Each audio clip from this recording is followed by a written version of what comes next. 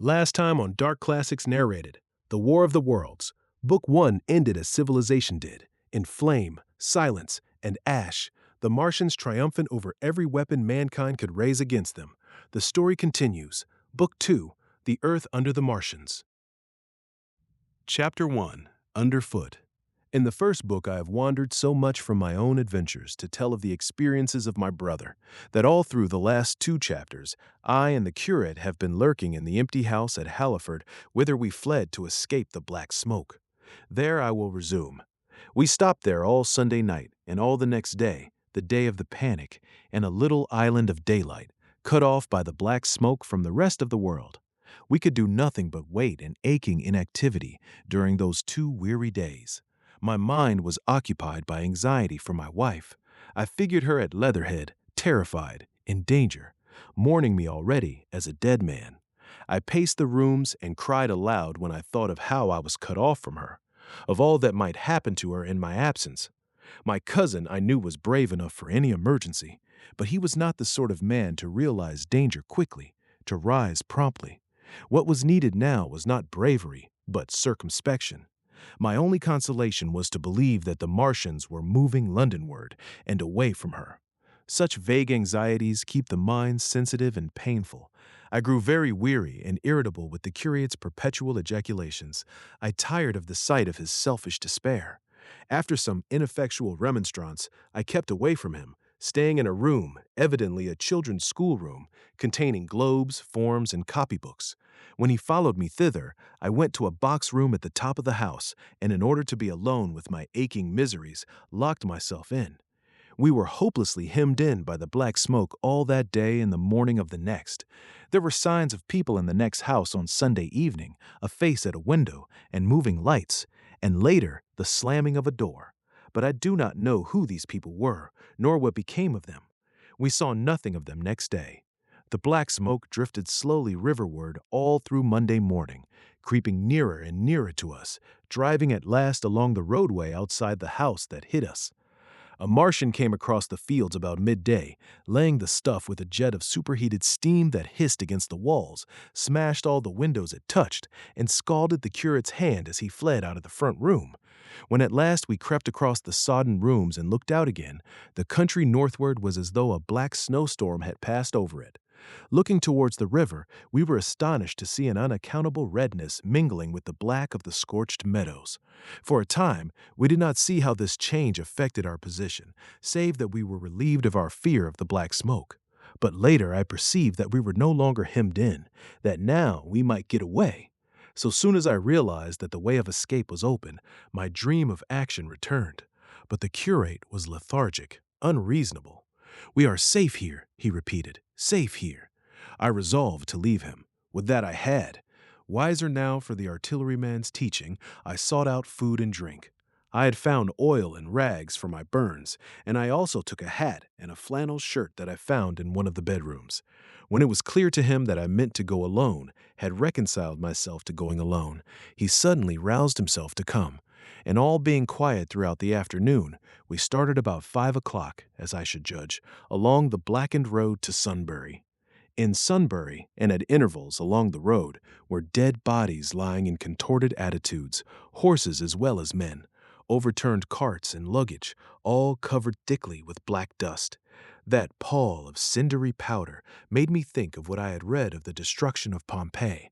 We got to Hampton Court without misadventure, our minds full of strange and unfamiliar appearances, and at Hampton Court our eyes were relieved to find a patch of green that had escaped the suffocating drift. We went through Bushy Park, with its deer going to and fro under the chestnuts, and some men and women hurrying in the distance towards Hampton, and so we came to Twickenham. These were the first people we saw. Away across the road, the woods beyond Ham and Petersham were still afire. Twickenham was uninjured by either heat ray or black smoke, and there were more people about here, though none could give us news. For the most part, they were like ourselves, taking advantage of a lull to shift their quarters. I have an impression that many of the houses here were still occupied by scared inhabitants, too frightened even for flight. Here, too, the evidence of a hasty rout was abundant along the road. I remember most vividly 3 smashed bicycles in a heap, pounded into the road by the wheels of subsequent carts. We crossed Richmond Bridge about 8:30. We hurried across the exposed bridge, of course, but I noticed floating down the stream a number of red masses, some many feet across. I did not know what these were. There was no time for scrutiny, and I put a more horrible interpretation on them than they deserved. Here again on the Surrey side were black dust that had once been smoke, and dead bodies, a heap near the approach to the station. But we had no glimpse of the Martians until we were some way towards Barnes. We saw in the blackened distance a group of 3 people running down a side street towards the river, but otherwise it seemed deserted. Up the hill, Richmond town was burning briskly. Outside the town of Richmond, there was no trace of the black smoke. Then suddenly, as we approached Kew, came a number of people running, and the upper works of a Martian fighting machine loomed in sight over the housetops, not 100 yards away from us. We stood aghast at our danger, and had the Martian looked down, we must immediately have perished. We were so terrified that we dared not go on, but turned aside and hid in a shed in a garden. There the curate crouched, weeping silently, and refusing to stir again. But my fixed idea of reaching Leatherhead would not let me rest, and in the twilight I ventured out again. I went through a shrubbery and along a passage beside a big house standing in its own grounds, and so emerged upon the road towards Kew. The curate I left in the shed, but he came hurrying after me. That second start was the most foolhardy thing I ever did, for it was manifest the Martians were about us. No sooner had the curate overtaken me than we saw either the fighting machine we had seen before or another far away across the meadows in the direction of Kew Lodge. 4 or 5 little black figures hurried before it across the green-gray of the field, and in a moment it was evident this Martian pursued them. In 3 strides he was among them, and they ran, radiating from his feet in all directions. He used no heat ray to destroy them, but picked them up one by one. Apparently he tossed them into the great metallic carrier which projected behind him, much as a workman's basket hangs over his shoulder. It was the first time I realized that the Martians might have any other purpose than destruction with defeated humanity. We stood for a moment petrified, then turned and fled through a gate behind us into a walled garden, fell into, rather than found, a fortunate ditch, and lay there, scarce daring to whisper to each other until the stars were out. I suppose it was nearly 11 o'clock before we gathered courage to start again, no longer venturing into the road, but sneaking along hedgerows and through plantations, and watching keenly through the darkness, he on the right and I on the left, for the Martians, who seemed to be all about us. In one place we blundered upon a scorched and blackened area, now cooling and ashen, and a number of scattered dead bodies of men, burned horribly about the heads and trunks, but with their legs and boots mostly intact, and of dead horses, 50 feet perhaps, behind a line of 4 ripped guns and smashed gun carriages. Sheen, it seemed, had escaped destruction, but the place was silent and deserted. Here we happened on no dead, though the night was too dark for us to see into the side roads of the place. In Sheen, my companion suddenly complained of faintness and thirst, and we decided to try one of the houses. The first house we entered, after a little difficulty with the window, was a small semi-detached villa, and I found nothing eatable left in the place but some moldy cheese. There was, however, water to drink, and I took a hatchet, which promised to be useful in our next housebreaking. We then crossed to a place where the road turns towards Mortlake. Here there stood a white house within a walled garden, and in the pantry of this domicile we found a store of food: 2 loaves of bread in a pan, an uncooked steak, and the half of a ham. I give this catalogue so precisely because, as it happened, we were destined to subsist upon this store for the next fortnight. Bottled beer stood under a shelf, and there were 2 bags of haricot beans and some limp lettuces. This pantry opened into a kind of wash-up kitchen, and in this was firewood. There was also a cupboard, in which we found nearly a dozen of burgundy, tinned soups, and salmon, and 2 tins of biscuits. We sat in the adjacent kitchen in the dark, for we dared not strike a light, and ate bread and ham, and drank beer out of the same bottle. The curate, who was still timorous and restless, was now, oddly enough, for pushing on, and I was urging him to keep up his strength by eating when the thing happened that was to imprison us. "It can't be midnight yet," I said, and then came a blinding glare of vivid green light. Everything in the kitchen leaped out, clearly visible in green and black, and vanished again. And then followed such a concussion as I have never heard before or since. So close on the heels of this as to seem instantaneous came a thud behind me, a clash of glass, a crash and rattle of falling masonry all about us, and the plaster of the ceiling came down upon us, smashing into a multitude of fragments upon our heads. I was knocked headlong across the floor, against the oven handle, and stunned.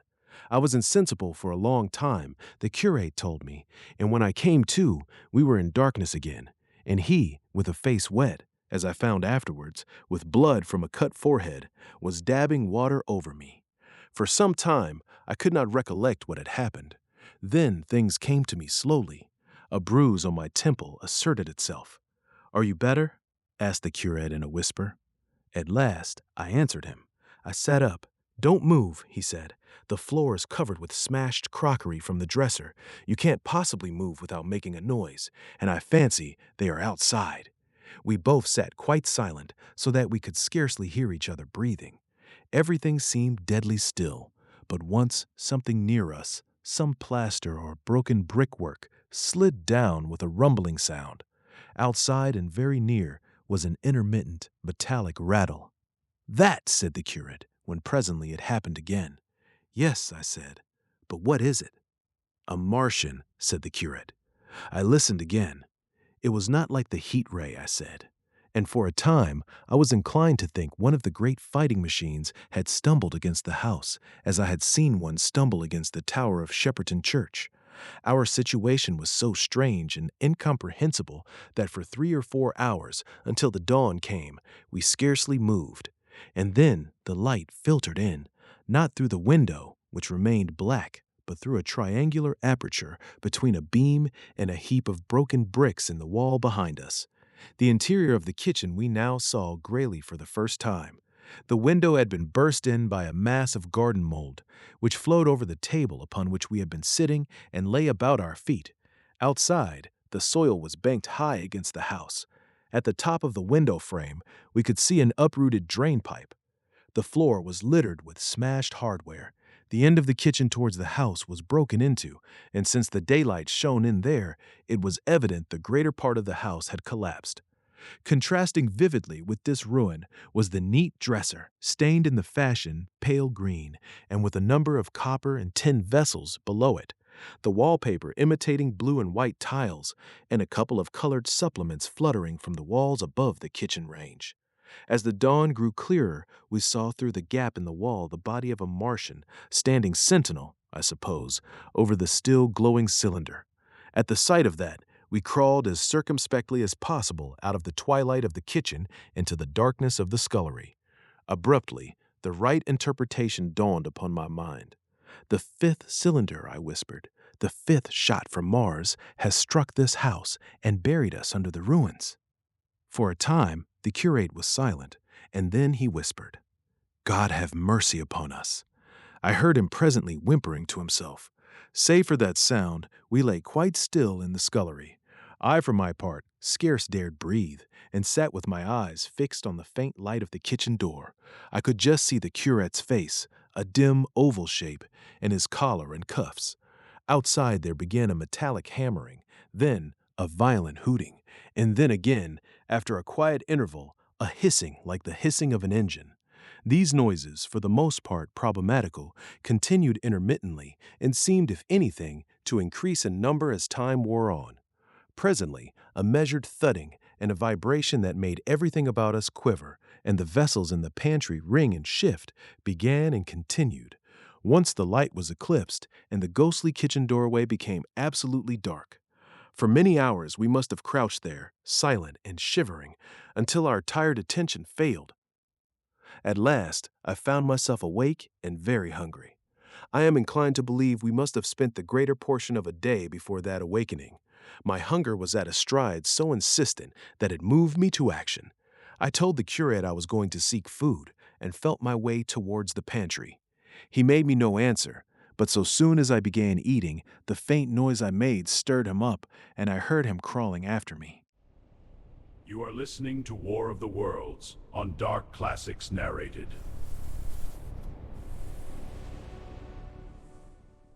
Chapter 2. What We Saw from the Ruined House.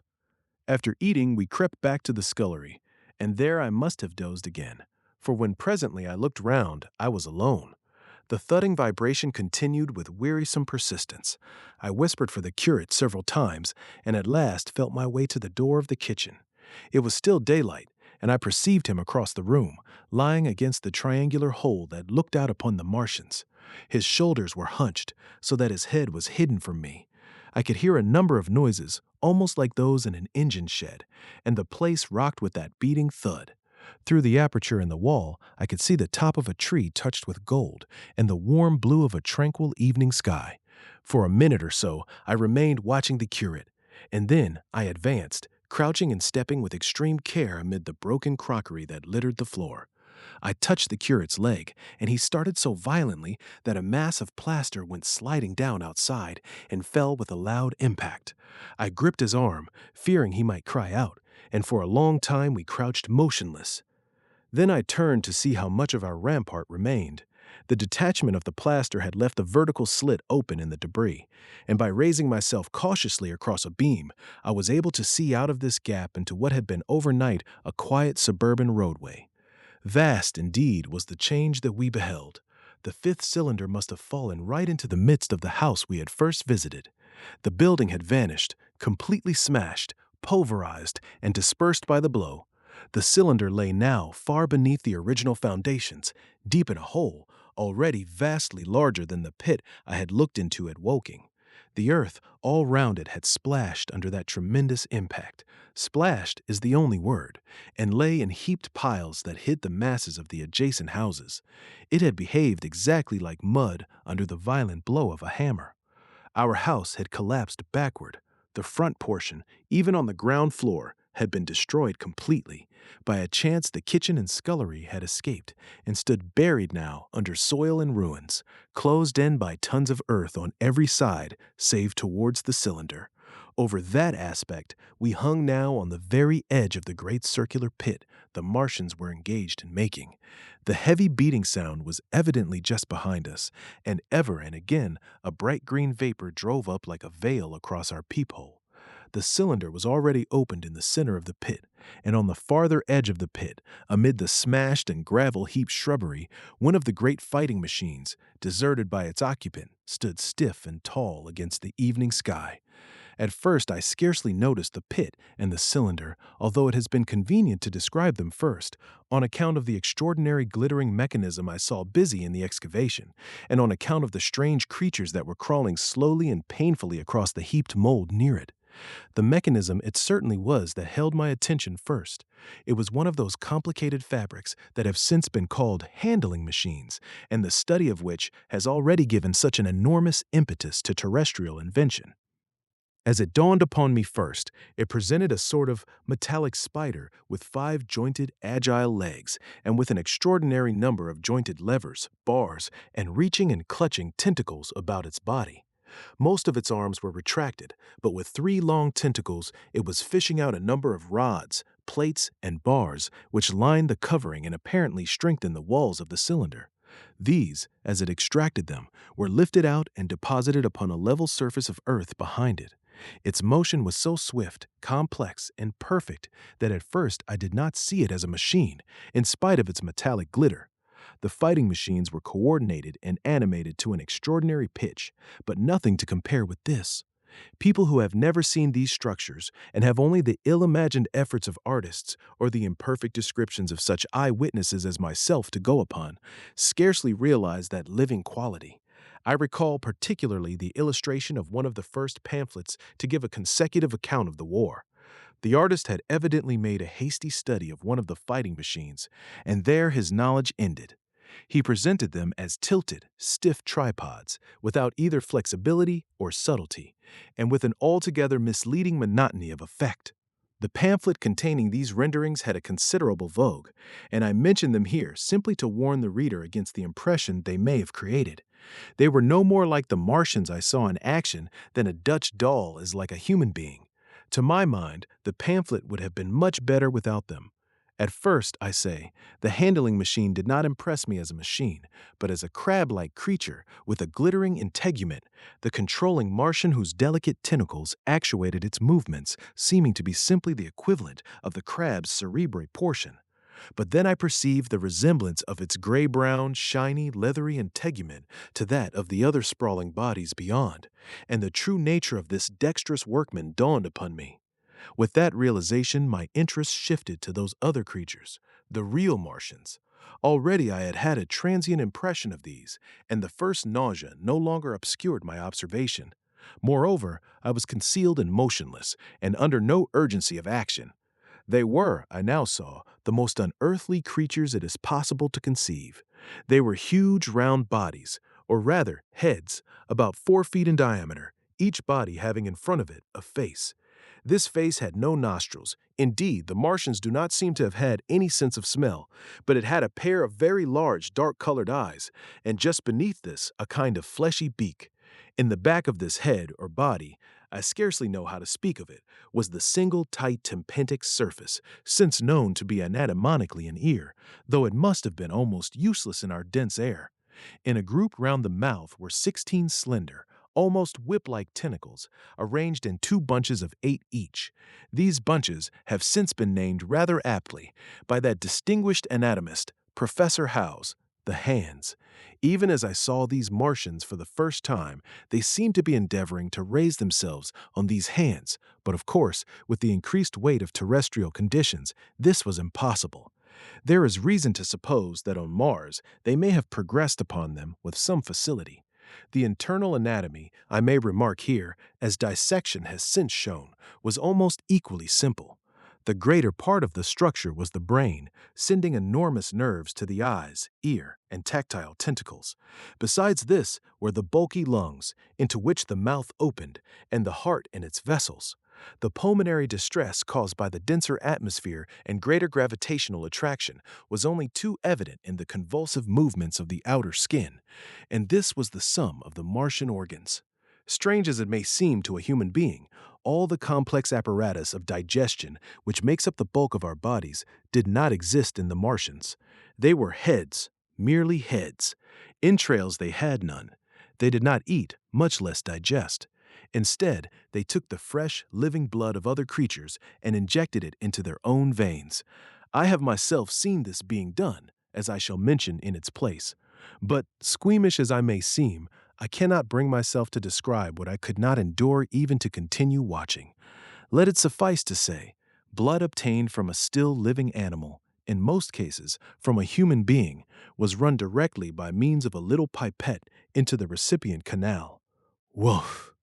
The bare idea of this is no doubt horribly repulsive to us, but at the same time, I think that we should remember how repulsive our carnivorous habits would seem to an intelligent rabbit. The physiological advantages of the practice of injection are undeniable if one thinks of the tremendous waste of human time and energy occasioned by eating and the digestive process. Our bodies are half made up of glands and tubes and organs, occupied in turning heterogeneous food into blood. The digestive processes and their reaction upon the nervous system sap our strength and color our minds.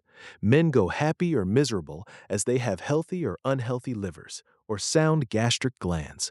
But the Martians were lifted above all these organic fluctuations of mood and emotion.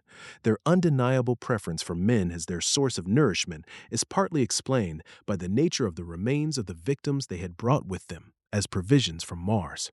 These creatures, to judge from the shriveled remains that have fallen into human hands, were bipeds with flimsy, siliceous skeletons, almost like those of the siliceous sponges, and feeble musculature, standing about 6 feet high and having round, erect heads and large eyes in flinty sockets.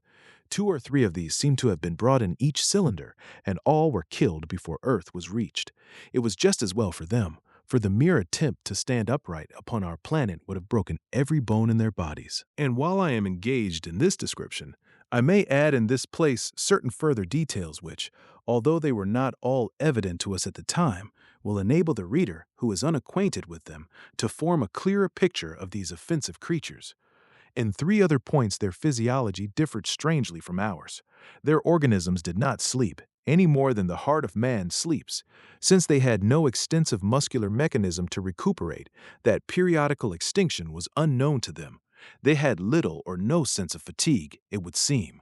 On Earth, they could never have moved without effort, yet even to the last, they kept in action. In 24 hours, they did 24 hours of work, as even on Earth is perhaps the case with the ants.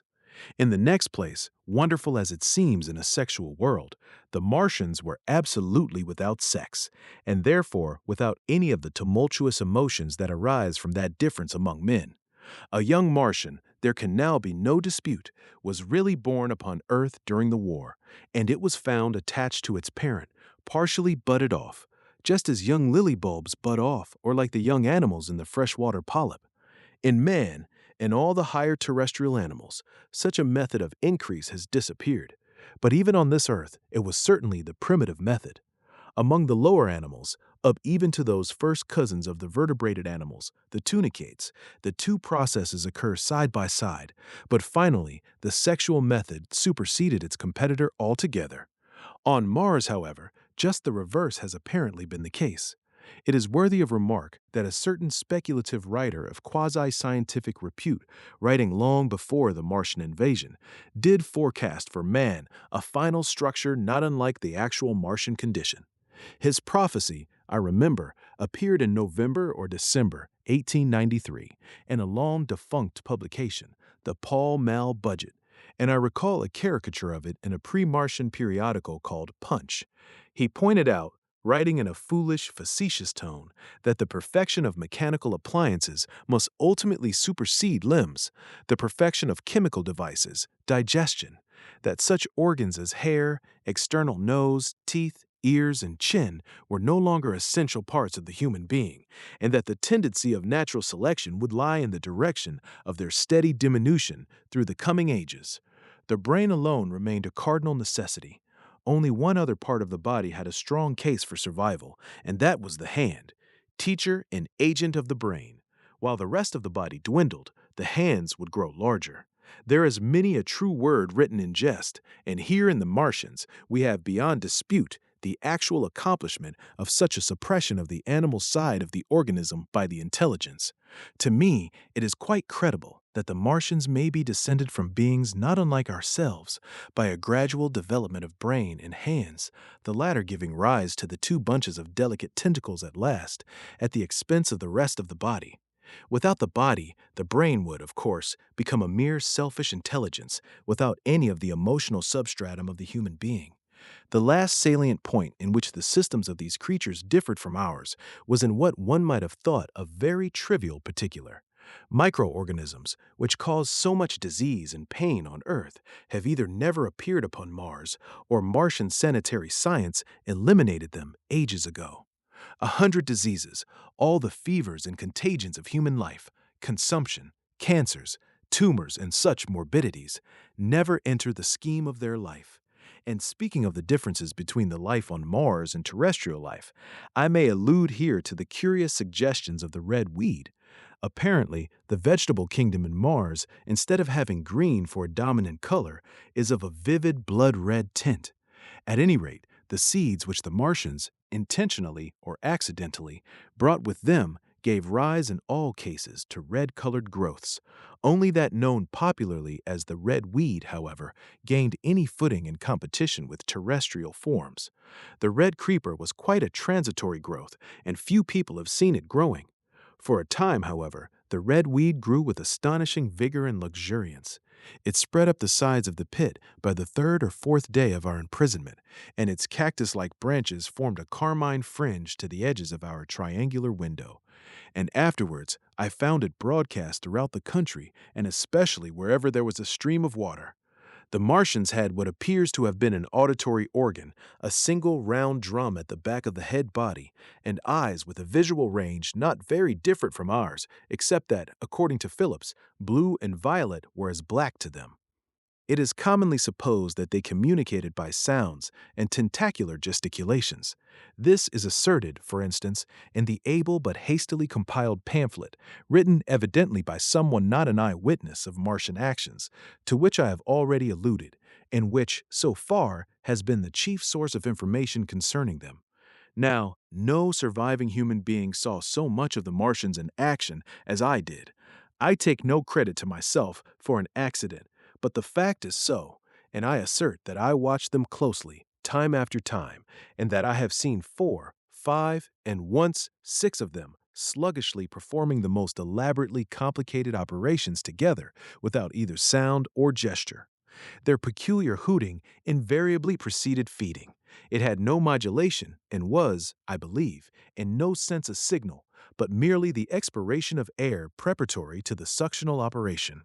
I have a certain claim to at least an elementary knowledge of psychology, and in this matter I am convinced, as firmly as I am convinced of anything, that the Martians interchanged thoughts without any physical intermediation.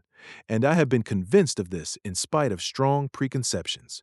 Before the Martian invasion, as an occasional reader here or there may remember, I had written with some little vehemence against the telepathic theory.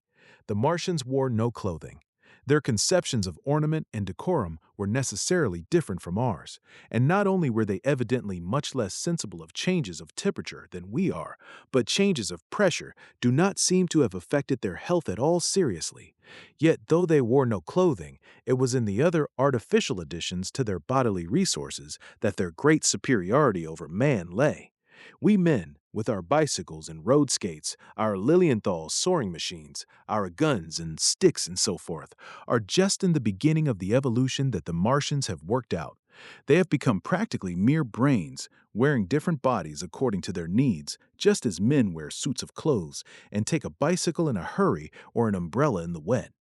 And of their appliances, perhaps nothing is more wonderful to a man than the curious fact that what is the dominant feature of almost all human devices and mechanism is absent. The wheel is absent.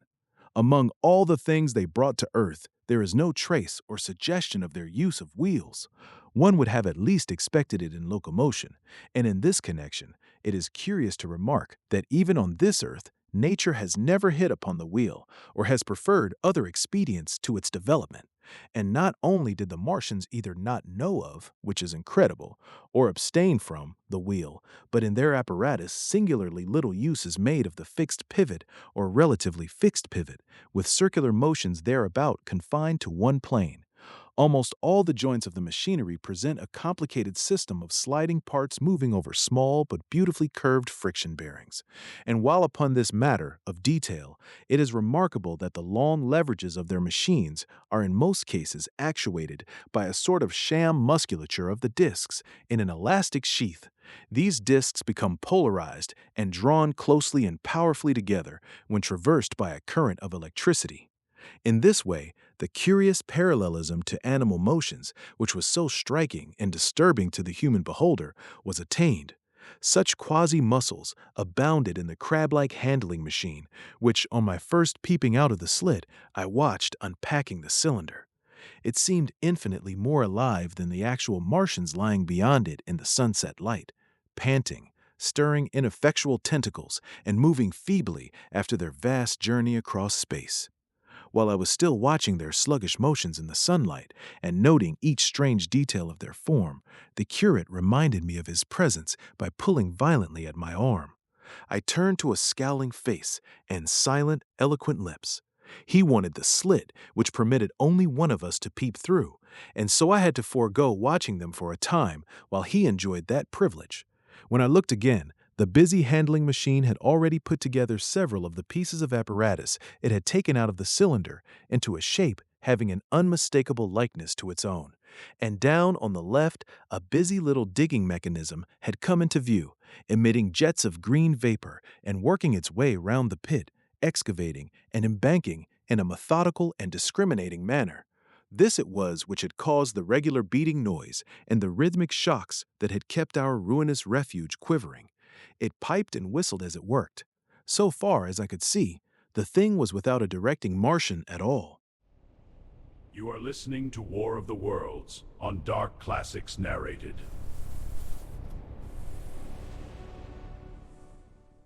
Chapter 3: The Days of Imprisonment.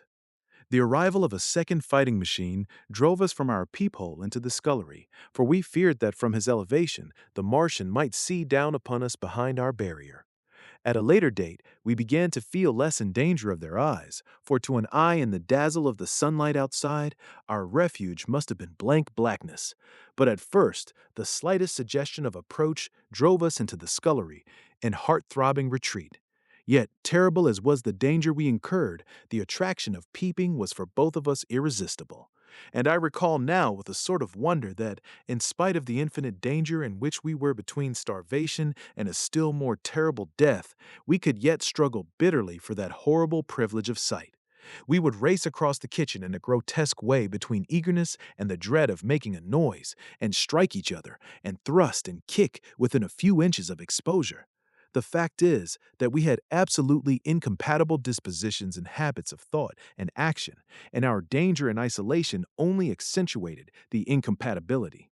At Halliford, I had already come to hate the curate's trick of helpless exclamation, his stupid rigidity of mind.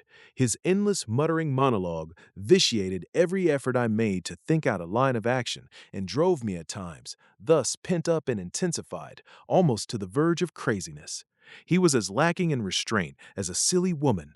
He would weep for hours together, and I verily believe that to the very end, this spoiled child of life thought his weak tears in some way efficacious, and I would sit in the darkness, unable to keep my mind off him by reason of his importunities. He ate more than I did, and it was in vain I pointed out that our only chance of life was to stop in the house until the Martians had done with their pit, that in that long patience a time might presently come when we should need food. He ate and drank impulsively in heavy meals at long intervals. He slept little. As the days wore on, his utter carelessness of any consideration so intensified our distress and danger that I had, much as I loathed doing it, to resort to threats and at last to blows. That brought him to reason for a time, but he was one of those weak creatures, void of pride, timorous, anemic, hateful souls, full of shifty cunning, who face neither God nor man, who face not even themselves. It is disagreeable for me to recall and write these things, but I set them down that my story may lack nothing. Those who have escaped the dark and terrible aspects of life will find my brutality, my flash of rage in our final tragedy, easy enough to blame, for they know what is wrong as well as any, but not what is possible to tortured men. But those who have been under the shadow, who have gone down at last to elemental things, will have a wider charity, and while within we fought out our dark, dim contest of whispers, snatched food and drink, in gripping hands and blows, without, in the pitiless sunlight of that terrible June, was the strange wonder, the unfamiliar routine of the Martians in the pit. Let me return to those first new experiences of mine. After a long time, I ventured back to the peephole to find that the newcomers had been reinforced by the occupants of no fewer than 3 of the fighting machines. These last had brought with them certain fresh appliances that stood in an orderly manner about the cylinder. The second handling machine was now completed and was busied in serving one of the novel contrivances the big machine had brought. This was a body resembling a milk can in its general form, above which oscillated a pear-shaped receptacle, and from which a stream of white powder flowed into a circular basin below. The oscillatory motion was imparted to this by one tentacle of the handling machine.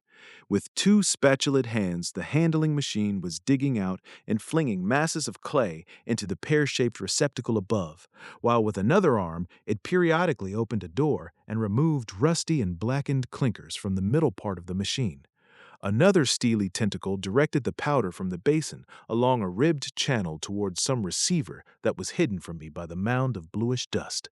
From this unseen receiver, a little thread of green smoke rose vertically into the quiet air. As I looked, the handling machine, with a faint and musical clinking, extended, telescopic fashion, a tentacle that had been a moment before a mere blunt projection, until its end was hidden behind the mound of clay. In another second, it had lifted a bar of white aluminium into sight, untarnished as yet, and shining dazzlingly, and deposited it in a growing stack of bars that stood at the side of the pit. Between sunset and starlight, this dexterous machine must have made more than 100 such bars out of the crude clay, and the mound of bluish dust rose steadily until it topped the side of the pit. The contrast between the swift and complex movements of these contrivances and the inert, panting clumsiness of their masters was acute, and for days I had to tell myself repeatedly that these latter were indeed the living of the two things. The curate had possession of the slit when the first men were brought to the pit. I was sitting below, huddled up, listening with all my ears. He made a sudden movement backward, and I, fearful that we were observed, crouched in a spasm of terror. He came sliding down the rubbish and crept beside me in the darkness, inarticulate, gesticulating, and for a moment I shared his panic. His gesture suggested a resignation of the slit, and after a little while my curiosity gave me courage, and I rose up, stepped across him, and clambered up to it. At first I could see no reason for his frantic behavior. The twilight had now come, the stars were little and faint, but the pit was illuminated by the flickering green fire that came from the aluminium making. The whole picture was a flickering scheme of green gleams and shifting rusty black shadows, strangely trying to the eyes. Over and through it all went the bats, heeding it not at all. The sprawling Martians were no longer to be seen. The mound of blue-green powder had risen to cover them from sight, and a fighting machine, with its legs contracted, crumpled, and abbreviated, stood across the corner of the pit. And then, amid the clangor of the machinery, came a drifting suspicion of human voices that I entertained at first only to dismiss. I crouched, watching this fighting machine closely, satisfying myself now for the first time that the hood did indeed contain a Martian. As the green flames lifted, I could see the oily gleam of his integument and the brightness of his eyes. And suddenly, I heard a yell and saw a long tentacle reaching over the shoulder of the machine to the little cage that hunched upon its back. Then something struggling violently, was lifted high against the sky, a black, vague enigma against the starlight. And as this black object came down again, I saw by the green brightness that it was a man. For an instant he was clearly visible. He was a stout, ruddy, middle-aged man, well dressed. 3 days before, he must have been walking the world, a man of considerable consequence. I could see his staring eyes and gleams of light on his studs and watch chain. He vanished behind the mound, and for a moment there was silence. And then began a shrieking and a sustained and cheerful hooting from the Martians. I slid down the rubbish, struggled to my feet, clapped my hands over my ears, and bolted into the scullery. The curate, who had been crouching silently with his arms over his head, looked up as I passed, cried out quite loudly at my desertion of him, and came running after me. That night, as we lurked in the scullery, balanced between our horror and the terrible fascination this peeping had, although I felt an urgent need of action, I tried in vain to conceive some plan of escape. But afterwards, during the second day, I was able to consider our position with great clearness. The curate, I found, was quite incapable of discussion. This new and culminating atrocity had robbed him of all vestiges of reason or forethought. Practically, he had already sunk to the level of an animal. But as the saying goes, I gripped myself with both hands.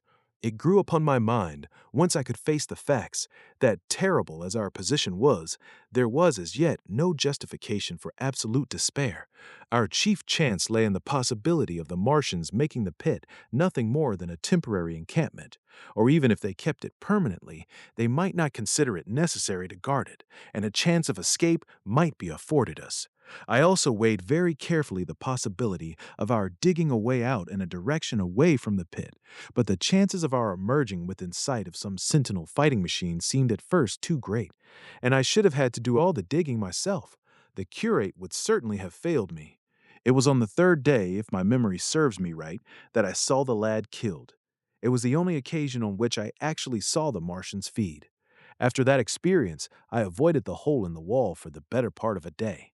I went into the scullery, removed the door, and spent some hours digging with my hatchet as silently as possible. But when I had made a hole about a couple of feet deep, the loose earth collapsed noisily, and I did not dare continue. I lost heart and lay down on the scullery floor for a long time, having no spirit even to move. And after that, I abandoned altogether the idea of escaping by excavation. It says much for the impression the Martians had made upon me that at first I entertained little or no hope of our escape being brought about by their overthrow through any human effort. But on the fourth or fifth night, I heard a sound like heavy guns. It was very late in the night, and the moon was shining brightly. The Martians had taken away the excavating machine, and save for a fighting machine that stood in the remoter bank of the pit, and a handling machine that was buried out of my sight in a corner of the pit immediately beneath my peephole, the place was deserted by them. Except for the pale glow from the handling machine and the bars and patches of white moonlight, the pit was in darkness, and except for the clinking of the handling machine, quite still. That night was a beautiful serenity. Save for one planet, the moon seemed to have the sky to herself. I heard a dog howling, and that familiar sound, it was that made me listen. Then I heard quite distinctly a booming, exactly like the sound of great guns. 6 distinct reports I counted, and after a long interval, 6 again. And that was all. You are listening to War of the Worlds on Dark Classics Narrated. Chapter 4. The Death of the Curate. It was on the 6th day of our imprisonment that I peeped for the last time, and presently found myself alone. Instead of keeping close to me and trying to oust me from the slit, the curate had gone back into the scullery. I was struck by a sudden thought. I went back quickly and quietly into the scullery. In the darkness I heard the curate drinking. I snatched in the darkness, and my fingers caught a bottle of Burgundy. For a few minutes there was a tussle. The bottle struck the floor and broke, and I desisted and rose. We stood panting and threatening each other. In the end, I planted myself between him and the food, and told him of my determination to begin a discipline. I divided the food in the pantry into rations to last us 10 days. I would not let him eat any more that day. In the afternoon, he made a feeble effort to get at the food. I had been dozing, but in an instant I was awake. All day and all night we sat face to face, I weary but resolute, and he weeping and complaining of his immediate hunger. It was, I know, a night and a day, but to me it seems now, an interminable length of time, and so our widened incompatibility ended at last in open conflict. For 2 vast days we struggled in undertones and wrestling contests. There were times when I beat and kicked him madly, times when I cajoled and persuaded him, and once I tried to bribe him with the last bottle of Burgundy, for there was a rainwater pump from which I could get water. But neither force nor kindness availed. He was indeed beyond reason. He would neither desist from his attacks on the food nor from his noisy babbling to himself. The rudimentary precautions to keep our imprisonment endurable he would not observe. Slowly, I began to realize the complete overthrow of his intelligence, to perceive that my sole companion in this close and sickly darkness was a man insane. From certain vague memories I am inclined to think my own mind wandered at times. I had strange and hideous dreams whenever I slept. It sounds paradoxical, but I am inclined to think that the weakness and insanity of the curate warned me, braced me, and kept me a sane man. On the 8th day, he began to talk aloud instead of whispering, and nothing I could do would moderate his speech. "It is just, O God," he would say, over and over again. "It is just, on me and mine be the punishment laid. We have sinned, we have fallen short. There was poverty, sorrow, the poor were trodden in the dust, and I held my peace. I preached acceptable folly. My God, what folly, when I should have stood up, though I died for it, and called upon them to repent. Repent, oppressors of the poor and needy, the winepress of God." Then he would suddenly revert to the matter of the food I withheld from him, praying, begging, weeping, at last threatening. He began to raise his voice. I prayed him not to. He perceived a hold on me. He threatened he would shout and bring the Martians upon us. For a time that scared me, but any concession would have shortened our chance of escape beyond estimating. I defied him, although I felt no assurance that he might not do this thing. But that day, at any rate, he did not. He talked with his voice rising, slowly, through the greater part of the 8th and 9th days, threats, entreaties, mingled with a torrent of half-sane and always frothy repentance for his vacant sham of God's service, such as made me pity him. Then he slept a while, and began again with renewed strength, so loudly that I must needs make him desist. "Be still," I implored. He rose to his knees, for he had been sitting in the darkness near the copper. "I have been still too long," he said, in a tone that must have reached the pit, "and now I must bear my witness. Woe unto this unfaithful city! Woe, woe, woe, woe to the inhabitants of the earth by reason of the other voices of the trumpet." "Shut up," I said, rising to my feet, and in a terror lest the Martians should hear us. "For God's sake!" "Nay," shouted the curate at the top of his voice, standing likewise and extending his arms. "Speak! The word of the Lord is upon me." In 3 strides he was at the door leading into the kitchen. "I must bear my witness. I go. It has already been too long delayed." I put out my hand and felt the meat chopper hanging to the wall.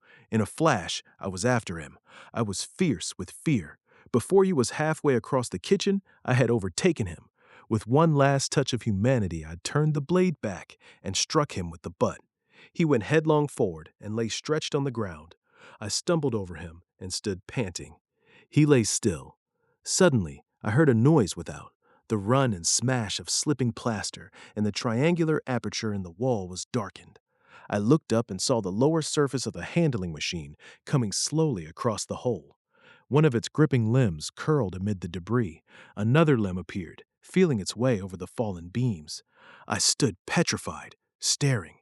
Then I saw through a sort of glass plate near the edge of the body, the face, as we may call it, and the large dark eyes of a Martian, peering, and then a long metallic snake of tentacle came feeling slowly through the hole. I turned by an effort, stumbled over the curate, and stopped at the scullery door. The tentacle was now some way, 2 yards or more, in the room, and twisting and turning, with queer sudden movements, this way and that. For a while, I stood fascinated by that slow, fitful advance. Then, with a faint, hoarse cry, I forced myself across the scullery. I trembled violently. I could scarcely stand upright. I opened the door of the coal cellar and stood there in the darkness, staring at the faintly lit doorway into the kitchen and listening. Had the Martian seen me? What was it doing now? Something was moving to and fro there, very quietly. Every now and then it tapped against the wall or started on its movements with a faint metallic ringing, like the movements of keys on a split ring. Then a heavy body, I knew too well what, was dragged across the floor of the kitchen towards the opening. Irresistibly attracted, I crept to the door and peeped into the kitchen. In the triangle of bright outer sunlight, I saw the Martian, in its briareous of a handling machine, scrutinizing the curate's head. I thought at once that it would infer my presence from the mark of the blow I had given him. I crept back to the coal cellar, shut the door, and began to cover myself up as much as I could, and as noiselessly as possible, in the darkness among the firewood and coal therein. Every now and then I paused, rigid, to hear if the Martian had thrust its tentacles through the opening again. Then the faint metallic jingle returned. I traced it slowly, feeling over the kitchen. Presently I heard it nearer, in the scullery, as I judged. I thought that its length might be insufficient to reach me. I prayed copiously. It passed, scraping faintly across the cellar door. An age of almost intolerable suspense intervened. Then I heard it fumbling at the latch. It had found the door. The Martians understood doors. It worried at the catch for a minute, perhaps, and then the door opened.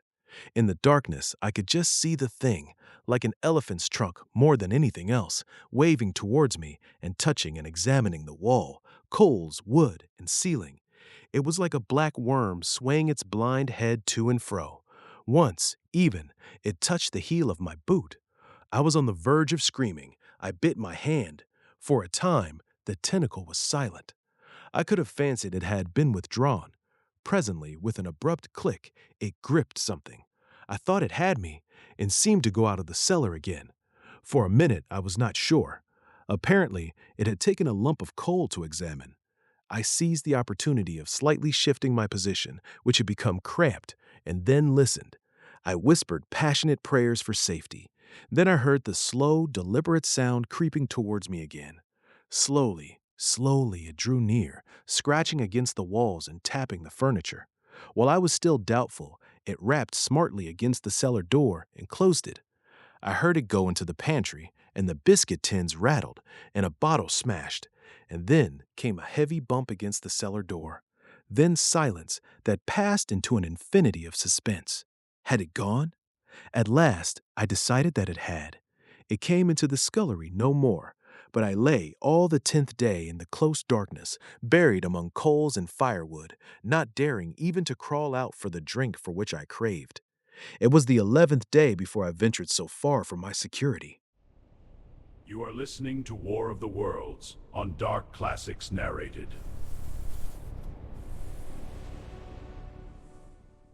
Chapter 5. The Stillness. My first act before I went into the pantry was to fasten the door between the kitchen and the scullery, but the pantry was empty. Every scrap of food had gone. Apparently, the Martian had taken it all on the previous day. At that discovery, I despaired for the first time. I took no food, or no drink either, on the 11th or the 12th day. At first, my mouth and throat were parched, and my strength ebbed sensibly. I sat about in the darkness of the scullery, in a state of despondent wretchedness. My mind ran on eating. I thought I had become deaf, for the noises of movement I had been accustomed to hear from the pit had ceased absolutely. I did not feel strong enough to crawl noiselessly to the peephole, or I would have gone there. On the 12th day, my throat was so painful that, taking the chance of alarming the Martians, I attacked the creaking rainwater pump that stood by the sink and got a couple of glassfuls of blackened and tainted rainwater. I was greatly refreshed by this and emboldened by the fact that no inquiring tentacle followed the noise of my pumping. During these days, in a rambling, inconclusive way, I thought much of the curate and of the manner of his death. On the 13th day, I drank some more water, and dozed and thought disjointedly, of eating and of vague impossible plans of escape. Whenever I dozed, I dreamt of horrible phantasms, of the death of the curate, or of sumptuous dinners. But, asleep or awake, I felt a keen pain that urged me to drink again and again. The light that came into the scullery was no longer gray, but red. To my disordered imagination, it seemed the color of blood. On the 14th day, I went into the kitchen, and I was surprised to find that the fronds of the red weed had grown right across the hole in the wall, turning the half-light of the place into a crimson-colored obscurity.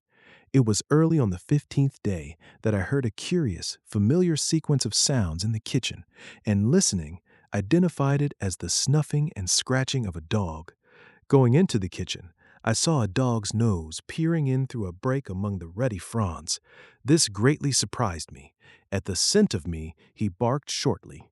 I thought if I could induce him to come into the place quietly, I should be able, perhaps, to kill and eat him.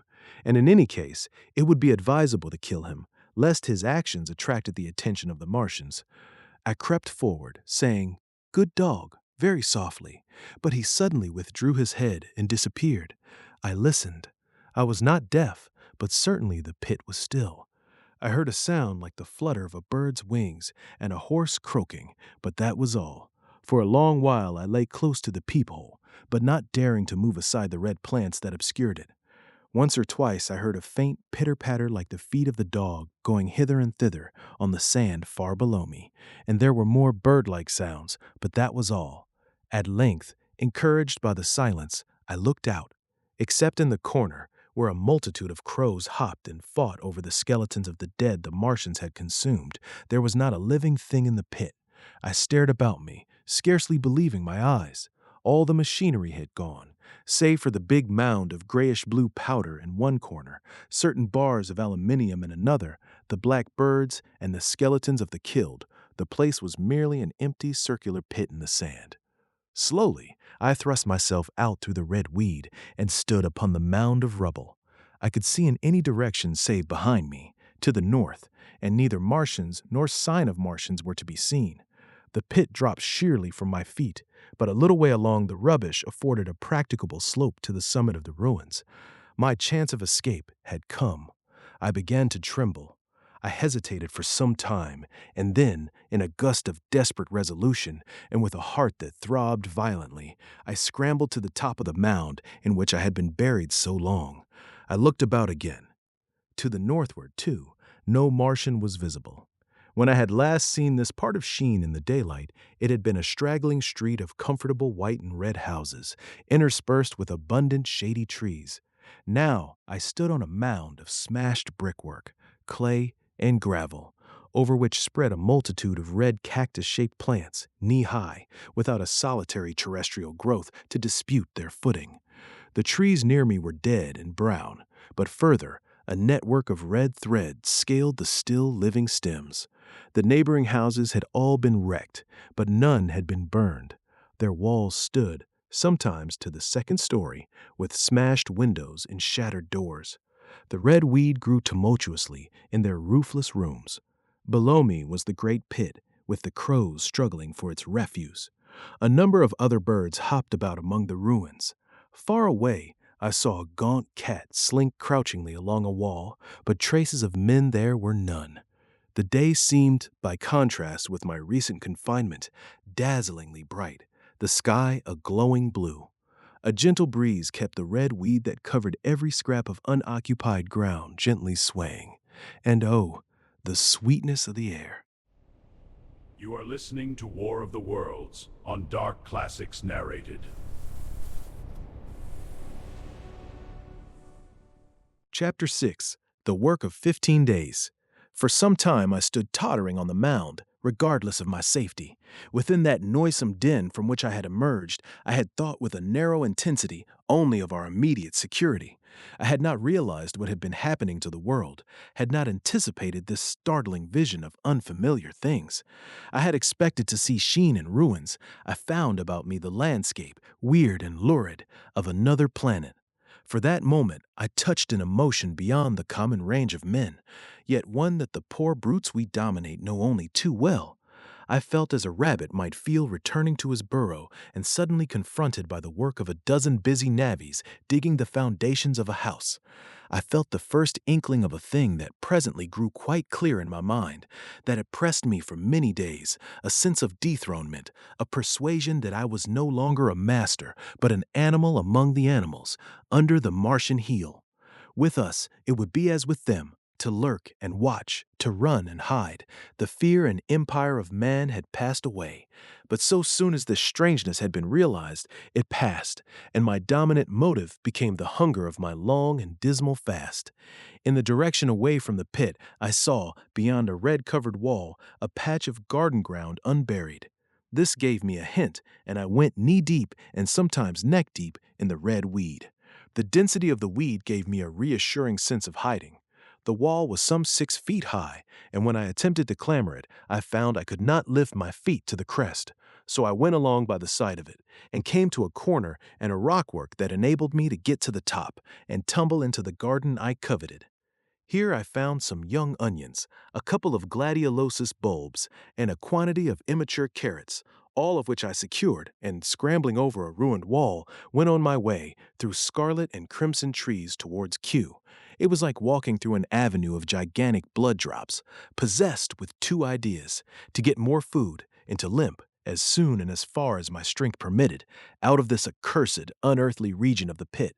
Some way farther, in a grassy place, was a group of mushrooms which also I devoured, and then I came upon a brown sheet of flowing shallow water, where meadows used to be. These fragments of nourishment served only to whet my hunger.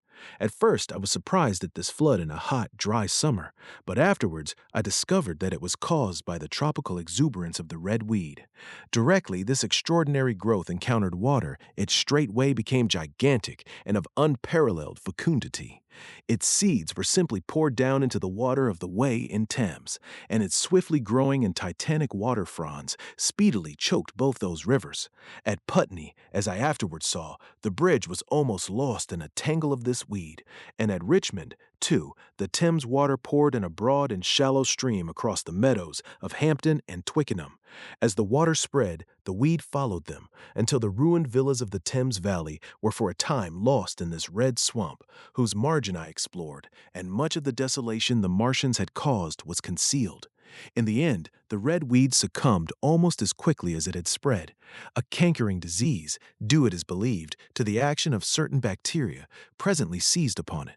Now, by the action of natural selection, all terrestrial plants have acquired a resisting power against bacterial diseases. They never succumb without a severe struggle, but the red weed rotted like a thing already dead.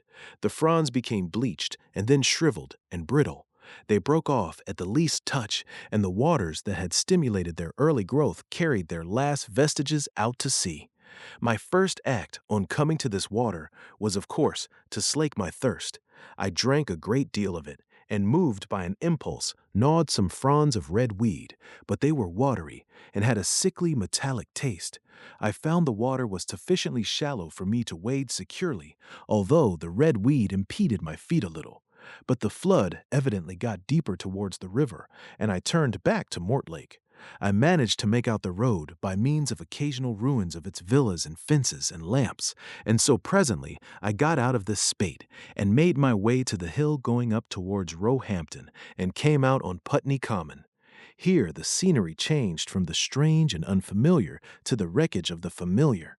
Patches of ground exhibited the devastation of a cyclone, and in a few score yards I would come upon perfectly undisturbed spaces, houses with their blinds trimly drawn and doors closed, as if they had been left for a day by the owners, or as if their inhabitants slept within. The red weed was less abundant. The tall trees along the lane were free from the red creeper. I hunted for food among the trees, finding nothing, and I also raided a couple of silent houses, but they had already been broken into and ransacked. I rested for the remainder of the daylight in a shrubbery, being, in my enfeebled condition, too fatigued to push on. All this time I saw no human beings and no signs of the Martians. I encountered a couple of hungry-looking dogs, but both hurried circuitously away from the advances I made them. Near Roehampton I had seen two human skeletons, not bodies, but skeletons, picked clean, and in the wood by me I found the crushed and scattered bones of several cats and rabbits and the skull of a sheep, but though I gnawed parts of these in my mouth, there was nothing to be got from them.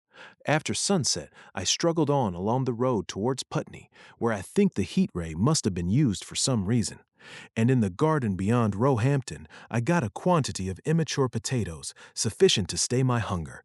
From this garden, one looked down upon Putney and the river. The aspect of the place in the dusk was singularly desolate.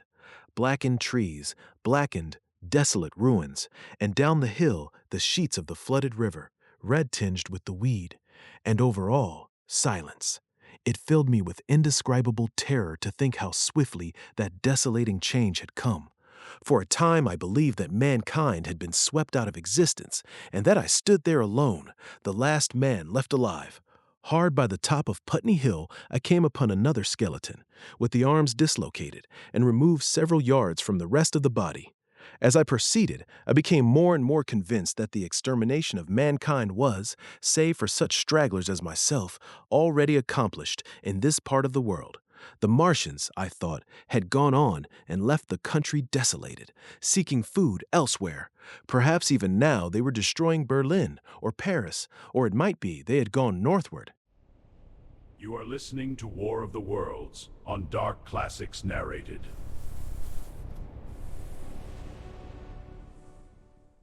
Chapter 7, The Man on Putney Hill.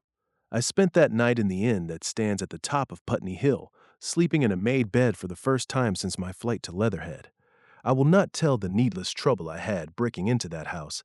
Afterwards, I found the front door was on the latch, nor how I ransacked every room for food until just on the verge of despair, in what seemed to me to be a servant's bedroom, I found a rat-gnawed crust and 2 tins of pineapple. The place had been already searched and emptied. In the bar, I afterwards found some biscuits and sandwiches that had been overlooked. The latter I could not eat. They were too rotten, but the former not only stayed my hunger, but filled my pockets. I lit no lamps, fearing some Martian might come beating that part of London for food in the night. Before I went to bed, I had an interval of restlessness and prowled from window to window, peering out for some sign of these monsters. I slept little. As I lay in bed, I found myself thinking consecutively, a thing I do not remember to have done since my last argument with the curate. During all the intervening time, my mental condition had been a hurrying succession of vague emotional states or a sort of stupid receptivity. But in the night, my brain, reinforced, I suppose, by the food I had eaten, grew clear again, and I thought. Three things struggled for possession of my mind: the killing of the curate, the whereabouts of the Martians, and the possible fate of my wife. The former gave me no sensation of horror or remorse to recall. I saw it simply as a thing done, a memory infinitely disagreeable but quite without the quality of remorse. I saw myself then, as I see myself now, driven step by step towards that hasty blow, the creature of a sequence of accidents leading inevitably to that. I felt no condemnation, yet the memory, static, unprogressive, haunted me. In the silence of the night, with that sense of the nearness of God that sometimes comes into the stillness and the darkness, I stood my trial, my only trial, for that moment of wrath and fear. I retraced every step of our conversation from the moment when I had found him crouching beside me, heedless of my thirst, and pointing to the fire and smoke that streamed up from the ruins of Weybridge.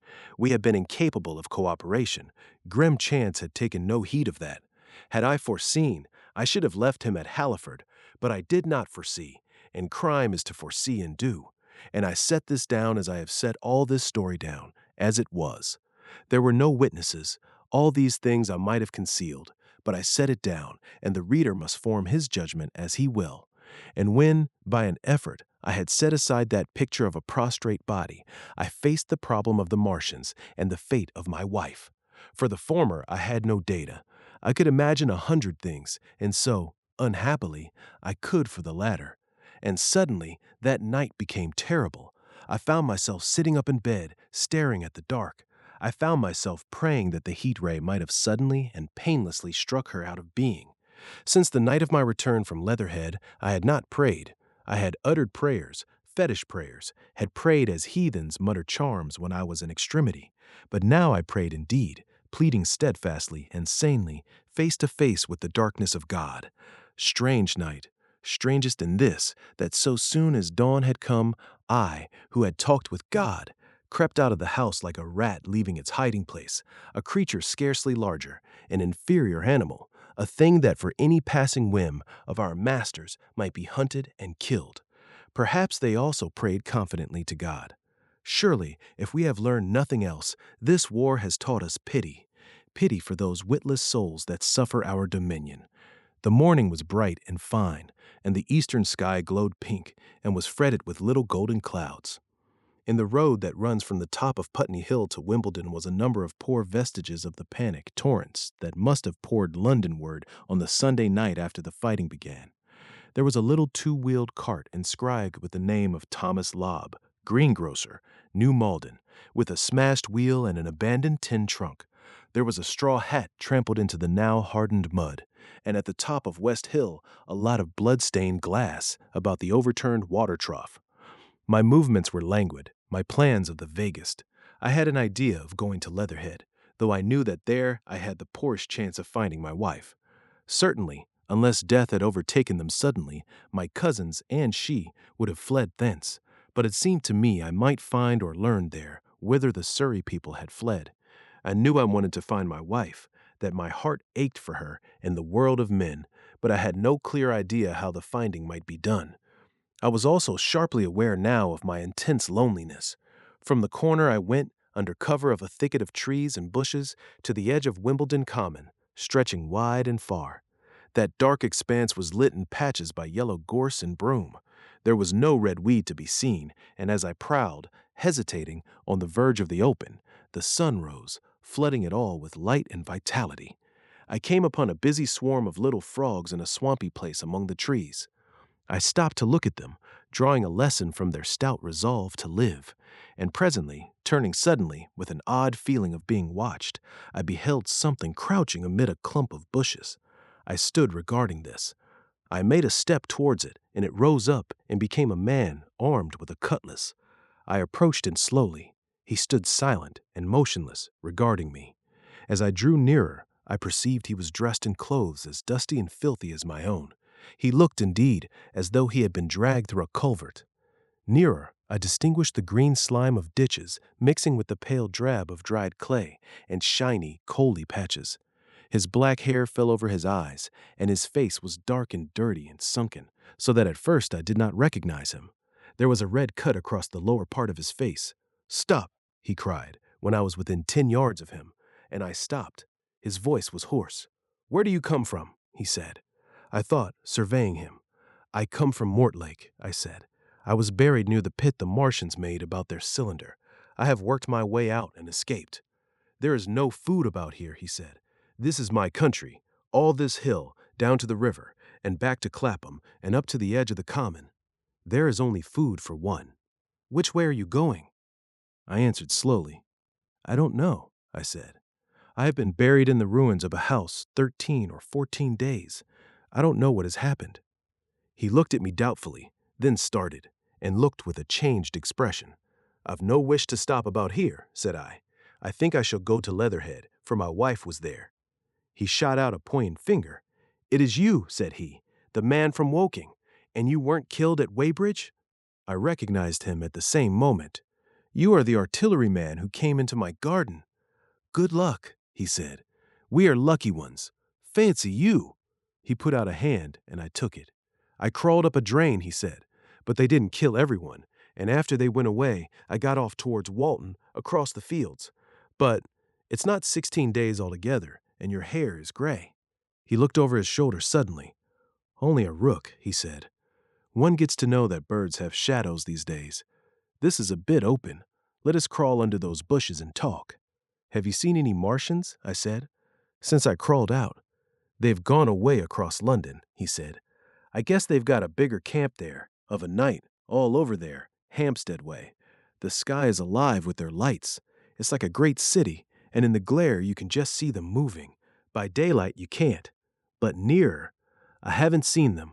He counted on his fingers, 5 days. "Then I saw a couple across Hammersmith way, carrying something big. And the night before last," he stopped and spoke impressively. "It was just a matter of lights, but it was something up in the air. I believe they've built a flying machine and are learning to fly." I stopped, on hands and knees, for we had come to the bushes. "Fly?" "Yes," he said, "fly." I went on into a little bower and sat down.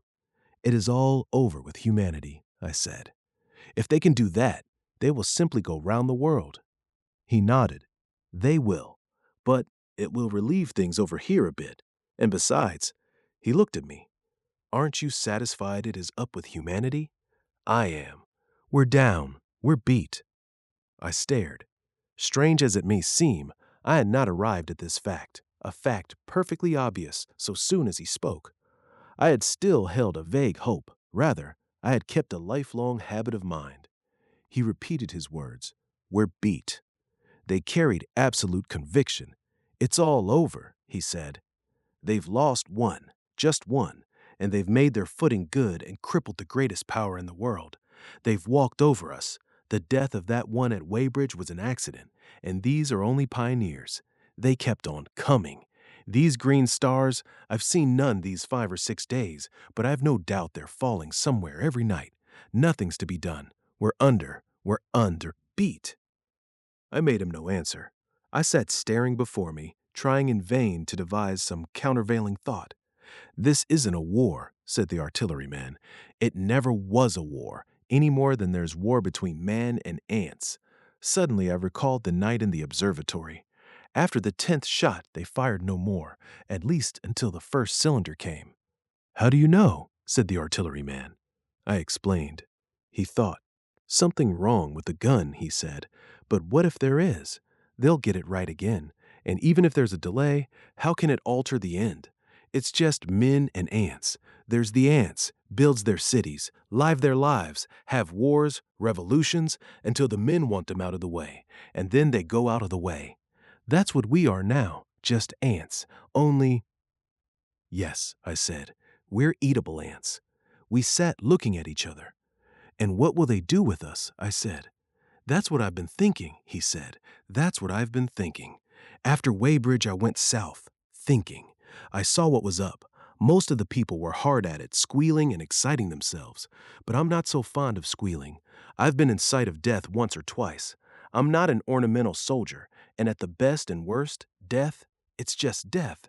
And it's the man that keeps on thinking comes through. I saw everyone tracking away south. Says I, food won't last this way. And I turned right back. I went for the Martians like a sparrow goes for man. All round, he waved a hand to the horizon.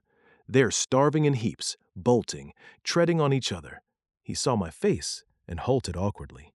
No doubt lots who had money have gone away to France, he said. He seemed to hesitate whether to apologize, met my eyes, and went on. There's food all about here. Canned things in shops, wines, spirits, mineral waters, and the water mains and drains are empty. Well, I was telling you what I was thinking. Here's intelligent things, I said, and it seems they want us for food. First, they'll smash us up. Ships, machines, guns, cities, all the order and organization. All that will go. If we were the size of ants, we might pull through. But we're not. It's all too bulky to stop. That's the first certainty. Eh?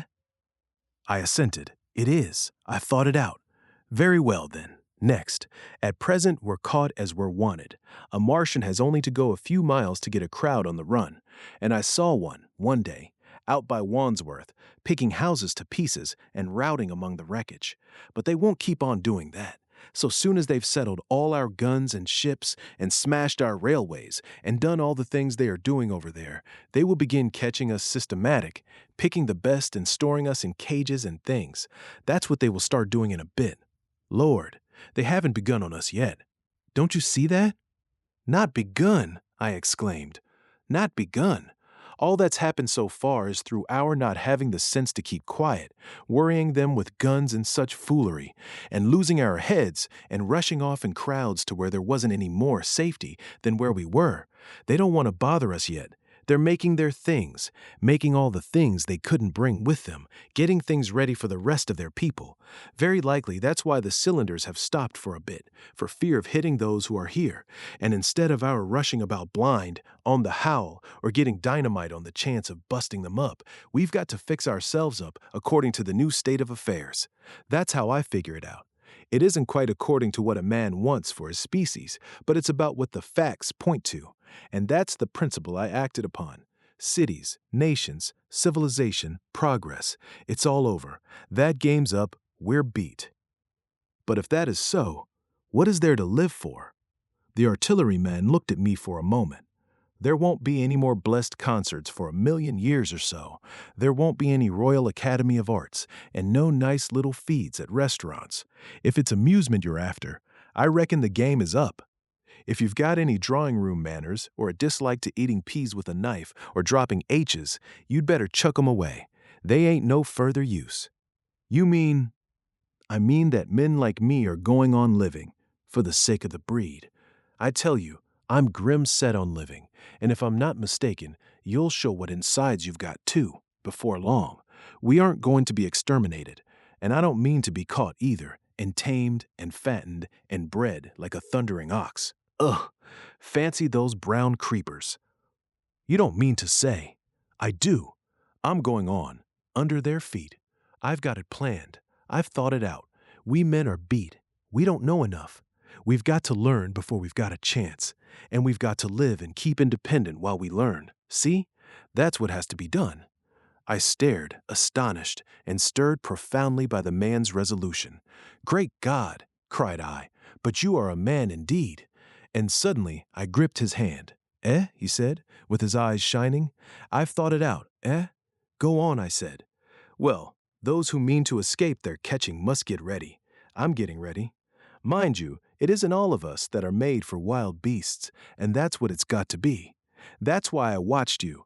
I had my doubts. You're slender.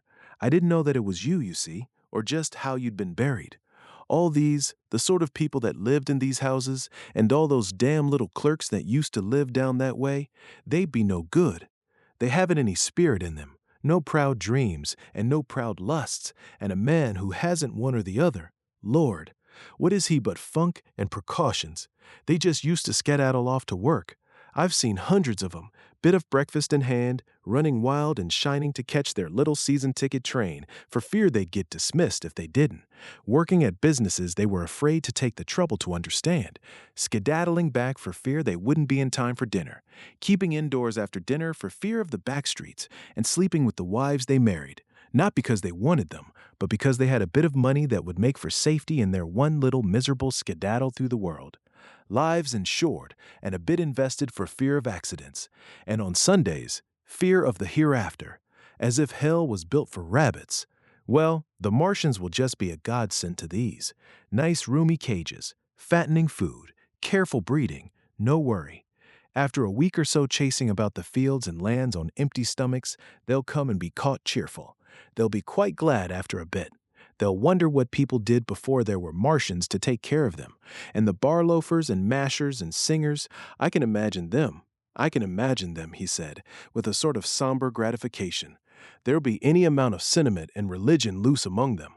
There's hundreds of things I saw with my eyes that I've only begun to see clearly these last few days. There's lots will take things as they are, fat and stupid, and lots will be worried by a sort of feeling that it's all wrong and that they ought to be doing something. Now, whenever things are so that a lot of people feel they ought to be doing something, the weak and those who go weak with a lot of complicated thinking always make for a sort of do-nothing religion, very pious and superior, and submit to persecution and the will of the Lord. Very likely you've seen the same thing. It's energy in a gale of funk, and turned clean inside out.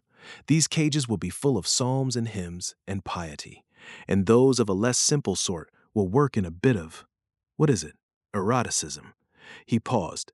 Very likely these Martians will make pets of some of them, train them to do tricks. Who knows, get sentimental over the pet boy who grew up and had to be killed. And some, maybe, they will train to hunt us.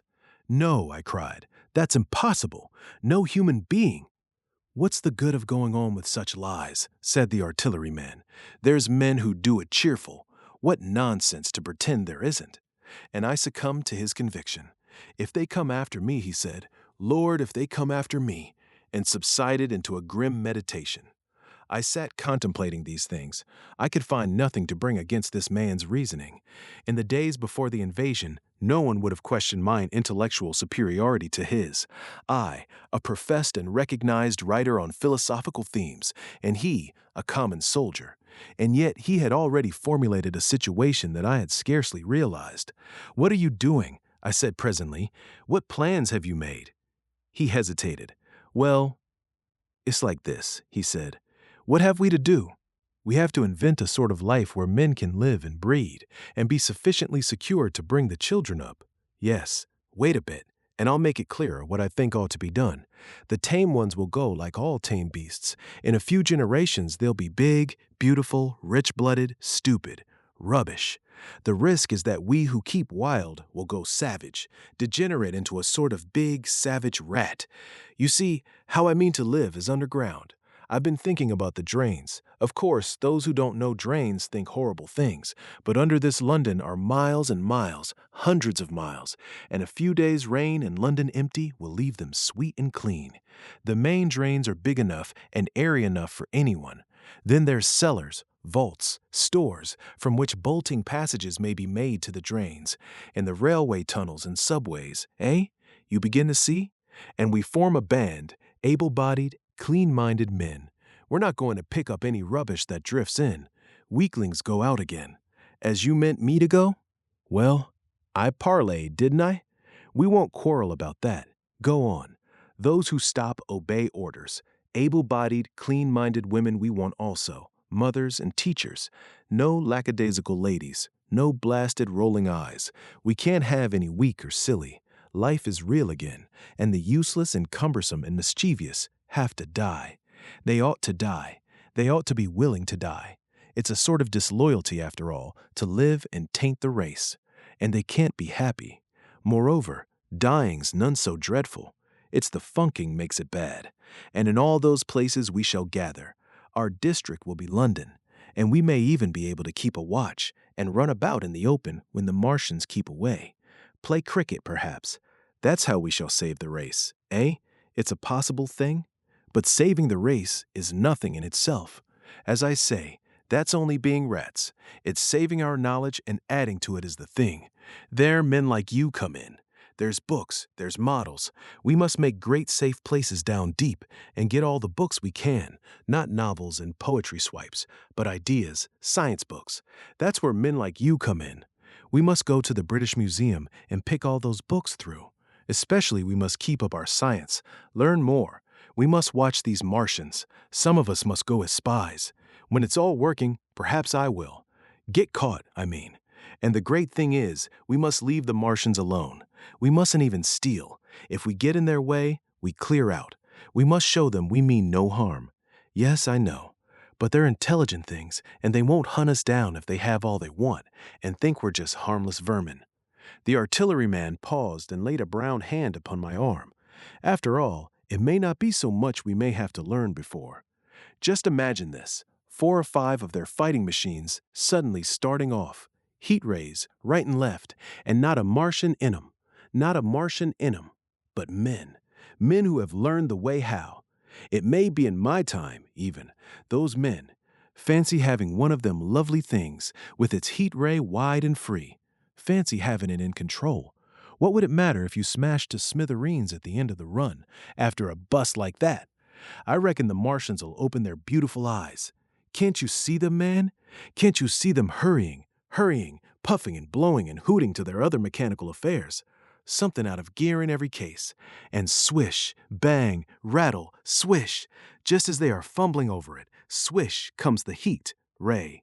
And behold, man has come back to his own. For a while, the imaginative daring of the artilleryman and the tone of assurance and courage he assumed completely dominated my mind.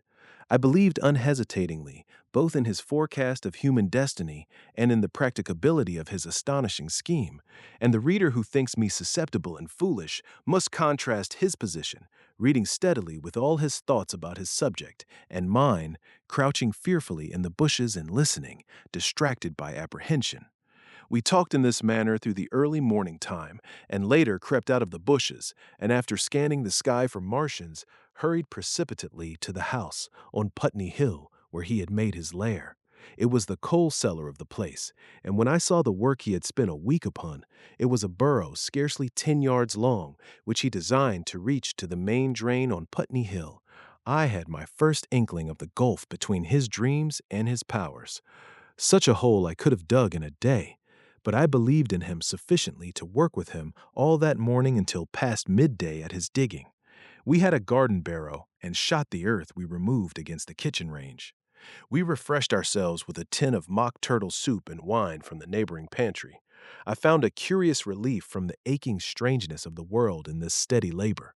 As we worked, I turned his project over in my mind, and presently objections and doubts began to arise, but I worked there all the morning. So glad was I to find myself with a purpose again. After working an hour, I began to speculate on the distance one had to go before the cloaca was reached, the chances we had of missing it altogether. My immediate trouble was why we should dig this long tunnel, when it was possible to get into the drain at once down one of the manholes and work back to the house. It seemed to me, too, that the house was inconveniently chosen and required a needless length of tunnel. And just as I was beginning to face these things, the artilleryman stopped digging and looked at me. "We're working well," he said. He put down his spade. "Let us knock off a bit," he said. "I think it's time we reconnoitered from the roof of the house." I was for going on, and after a little hesitation, he resumed his spade. And then suddenly, I was struck by a thought. I stopped, and so did he at once. "Why were you walking about the common," I said, "instead of being here?" "Taking the air," he said. "I was coming back. It's safer by night." "But the work?" "Oh, one can't always work," he said. And in a flash I saw the man plain. He hesitated, holding his spade.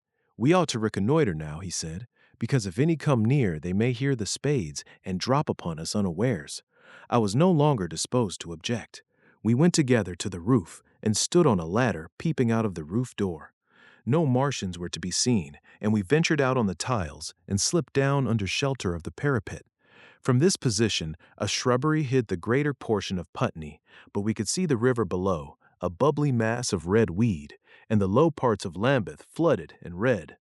The red creepers swarmed up the trees about the old palace, and their branches stretched gaunt and dead, and set with shriveled leaves from amid its clusters. It was strange how entirely dependent both these things were upon flowing water for their propagation. About us, neither had gained a footing. Laburnums, pink maize, snowballs, and trees of arbor vitae rose out of laurels and hydrangeas, green and brilliant into the sunlight. Beyond Kensington, dense smoke was rising, and that and a blue haze hid the northward hills. The artillerymen began to tell me of the sort of people who still remained in London. One night last week, he said, some fools got the electric light in order, and there was all Regent Street and the circus ablaze, crowded with painted and ragged drunkards, men and women, dancing and shouting till dawn. A man who was there told me, and as the day came, they became aware of a fighting machine standing near by the Langham and looking down at them.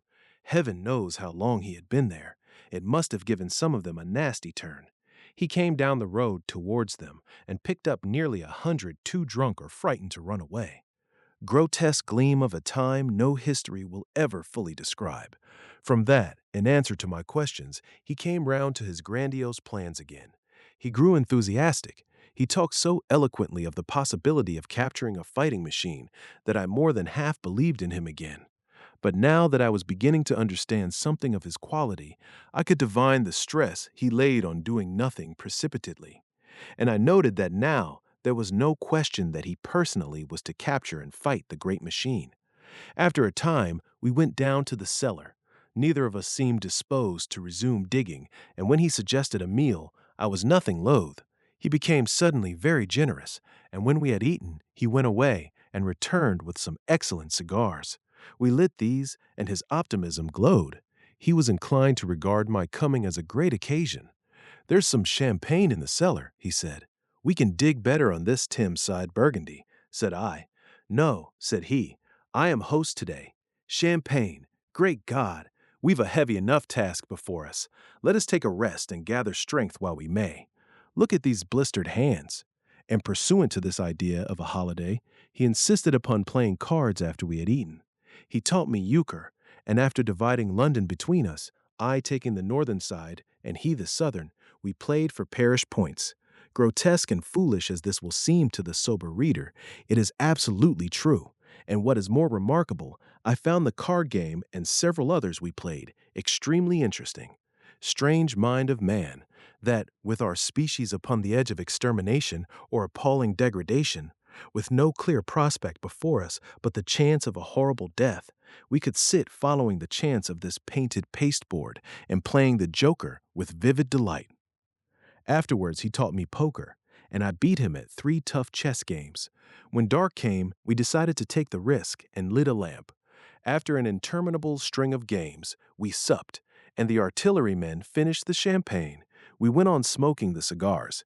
He was no longer the energetic regenerator of his species I had encountered in the morning. He was still optimistic, but it was a less kinetic, a more thoughtful optimism. I remember he wound up with my health, proposed in a speech of small variety and considerable intermittence. I took a cigar and went upstairs to look at the lights of which he had spoken that blazed so greenly along the Highgate hills. At first, I stared unintelligently across the London Valley. The northern hills were shrouded in darkness, the fires near Kensington glowed redly, and now and then an orange-red tongue of flame flashed up and vanished in the deep blue night. All the rest of London was black. Then, nearer, I perceived a strange light, a pale, violet-purple fluorescent glow, quivering under the night breeze.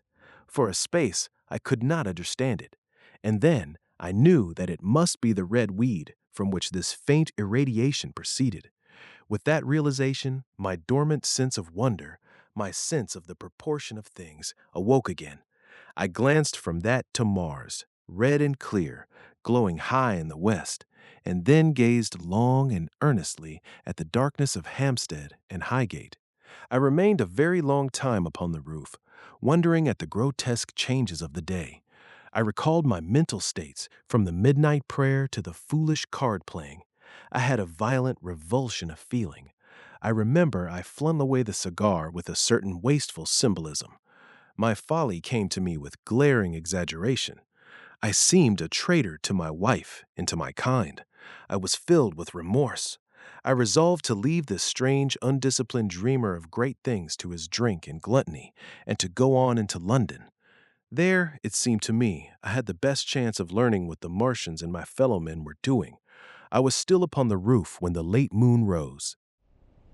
You are listening to War of the Worlds on Dark Classics Narrated.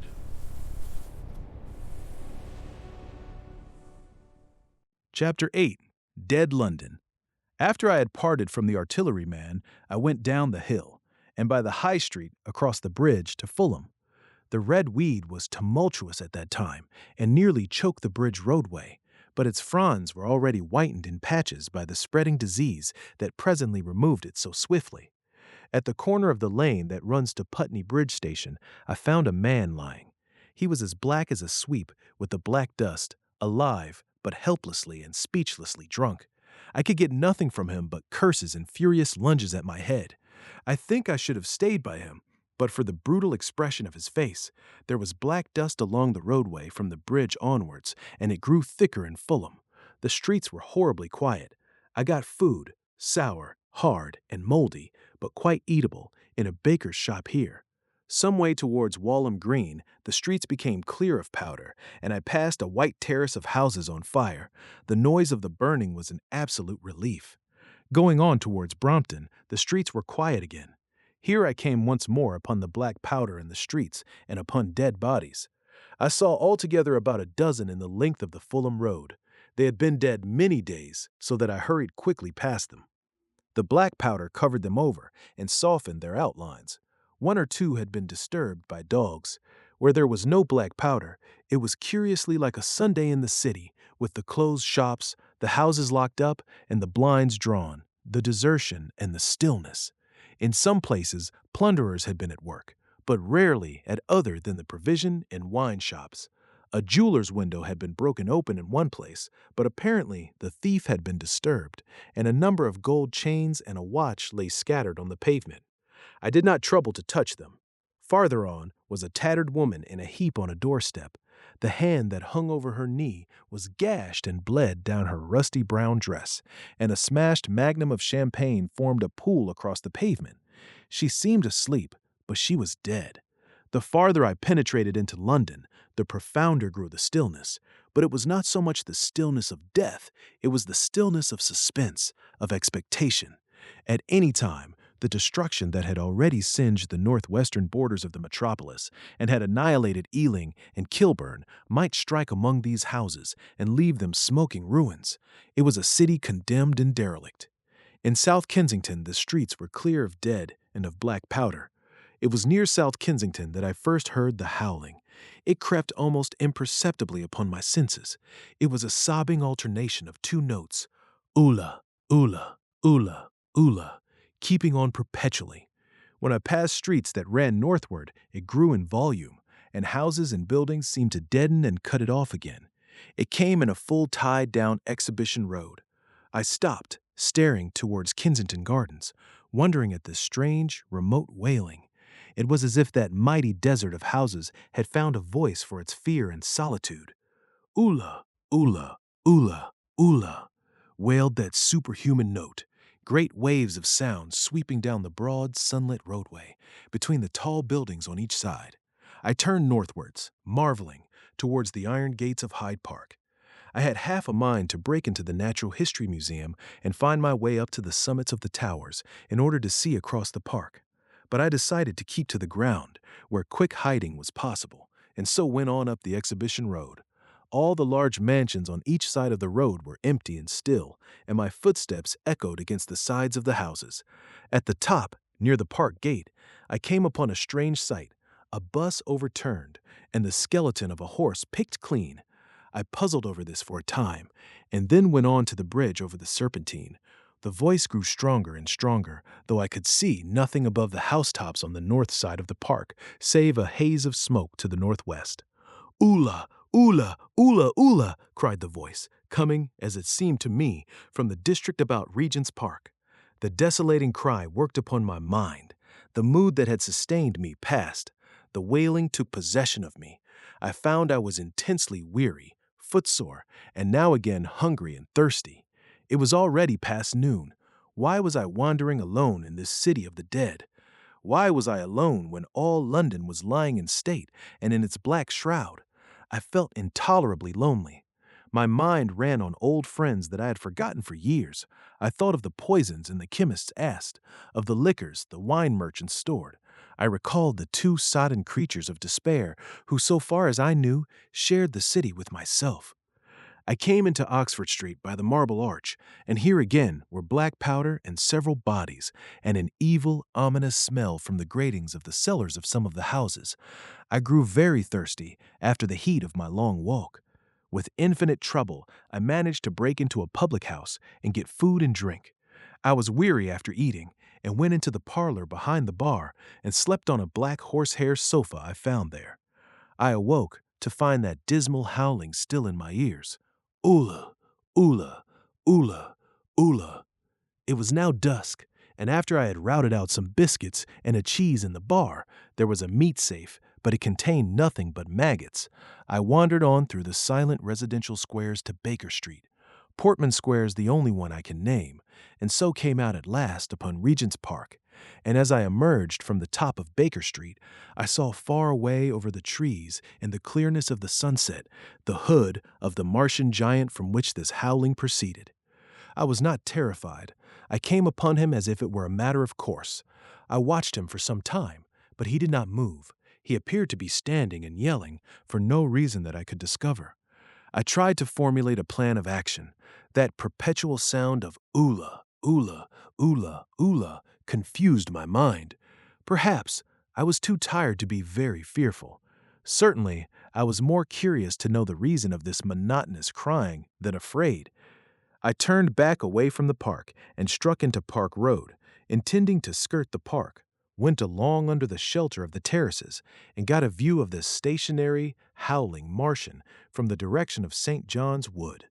A couple of 100 yards out of Baker Street, I heard a yelping chorus, and saw first a dog with a piece of putrescent red meat in his jaws coming headlong towards me, and then a pack of starving mongrels in pursuit of him. He made a wide curve to avoid me, as though he feared I might prove a fresh competitor. As the yelping died away down the silent road, the wailing sound of ula, ula, ula, ula reasserted itself. I came upon the wrecked handling machine halfway to St. John's Wood Station. At first I thought a house had fallen across the road. It was only as I clambered among the ruins that I saw, with a start, this mechanical Samson lying, with his tentacles bent and smashed and twisted, among the ruins it had made. The forepart was shattered. It seemed as if it had driven blindly straight at the house and had been overwhelmed in its overthrow. It seemed to me then that this might have happened by a handling machine escaping from the guidance of its Martian. I could not clamber among the ruins to see it, and the twilight was now so far advanced that the blood with which its seat was smeared and the gnawed gristle of the Martian that the dogs had left were invisible to me. Wondering still more at all that I had seen, I pushed on towards Primrose Hill. Far away, through a gap in the trees, I saw a second Martian, as motionless as the first, standing in the park towards the zoological gardens, and silent. A little beyond the ruins, about the smashed handling machine, I came upon the red weed again, and found the Regent's Canal, a spongy mass of dark red vegetation. As I crossed the bridge, the sound of ula, ula, ula, ula ceased. It was, as it were, cut off. The silence came like a thunderclap. The dusky houses about me stood faint and tall and dim. The trees towards the park were growing black. All about me the red weed clambered among the ruins, writhing to get above me in the dimness. Night, the mother of fear and mystery, was coming upon me. But while that voice sounded the solitude, the desolation had been endurable. By virtue of it, London had still seemed alive, and the sense of life about me had upheld me. Then suddenly a change, the passing of something, I knew not what, and then a stillness that could be felt. Nothing but this gaunt quiet. London about me gazed at me spectrally. The windows in the white houses were like the eye sockets of skulls. About me, my imagination found 1,000 noiseless enemies moving. Terror seized me, a horror of my temerity. In front of me, the road became pitchy black, as though it was tarred, and I saw a contorted shape lying across the pathway. I could not bring myself to go on. I turned down St. John's Wood Road and ran headlong from this unendurable stillness towards Kilburn. I hid from the night and the silence until long after midnight in a cabman's shelter in Harrow Road. But before the dawn, my courage returned, and while the stars were still in the sky, I turned once more towards Regent's Park. I missed my way among the streets and presently saw down a long avenue in the half-light of the early dawn the curve of Primrose Hill. On the summit, towering up to the fading stars, was a third Martian, erect and motionless like the others. An insane resolve possessed me. I would die and end it, and I would save myself even the trouble of killing myself.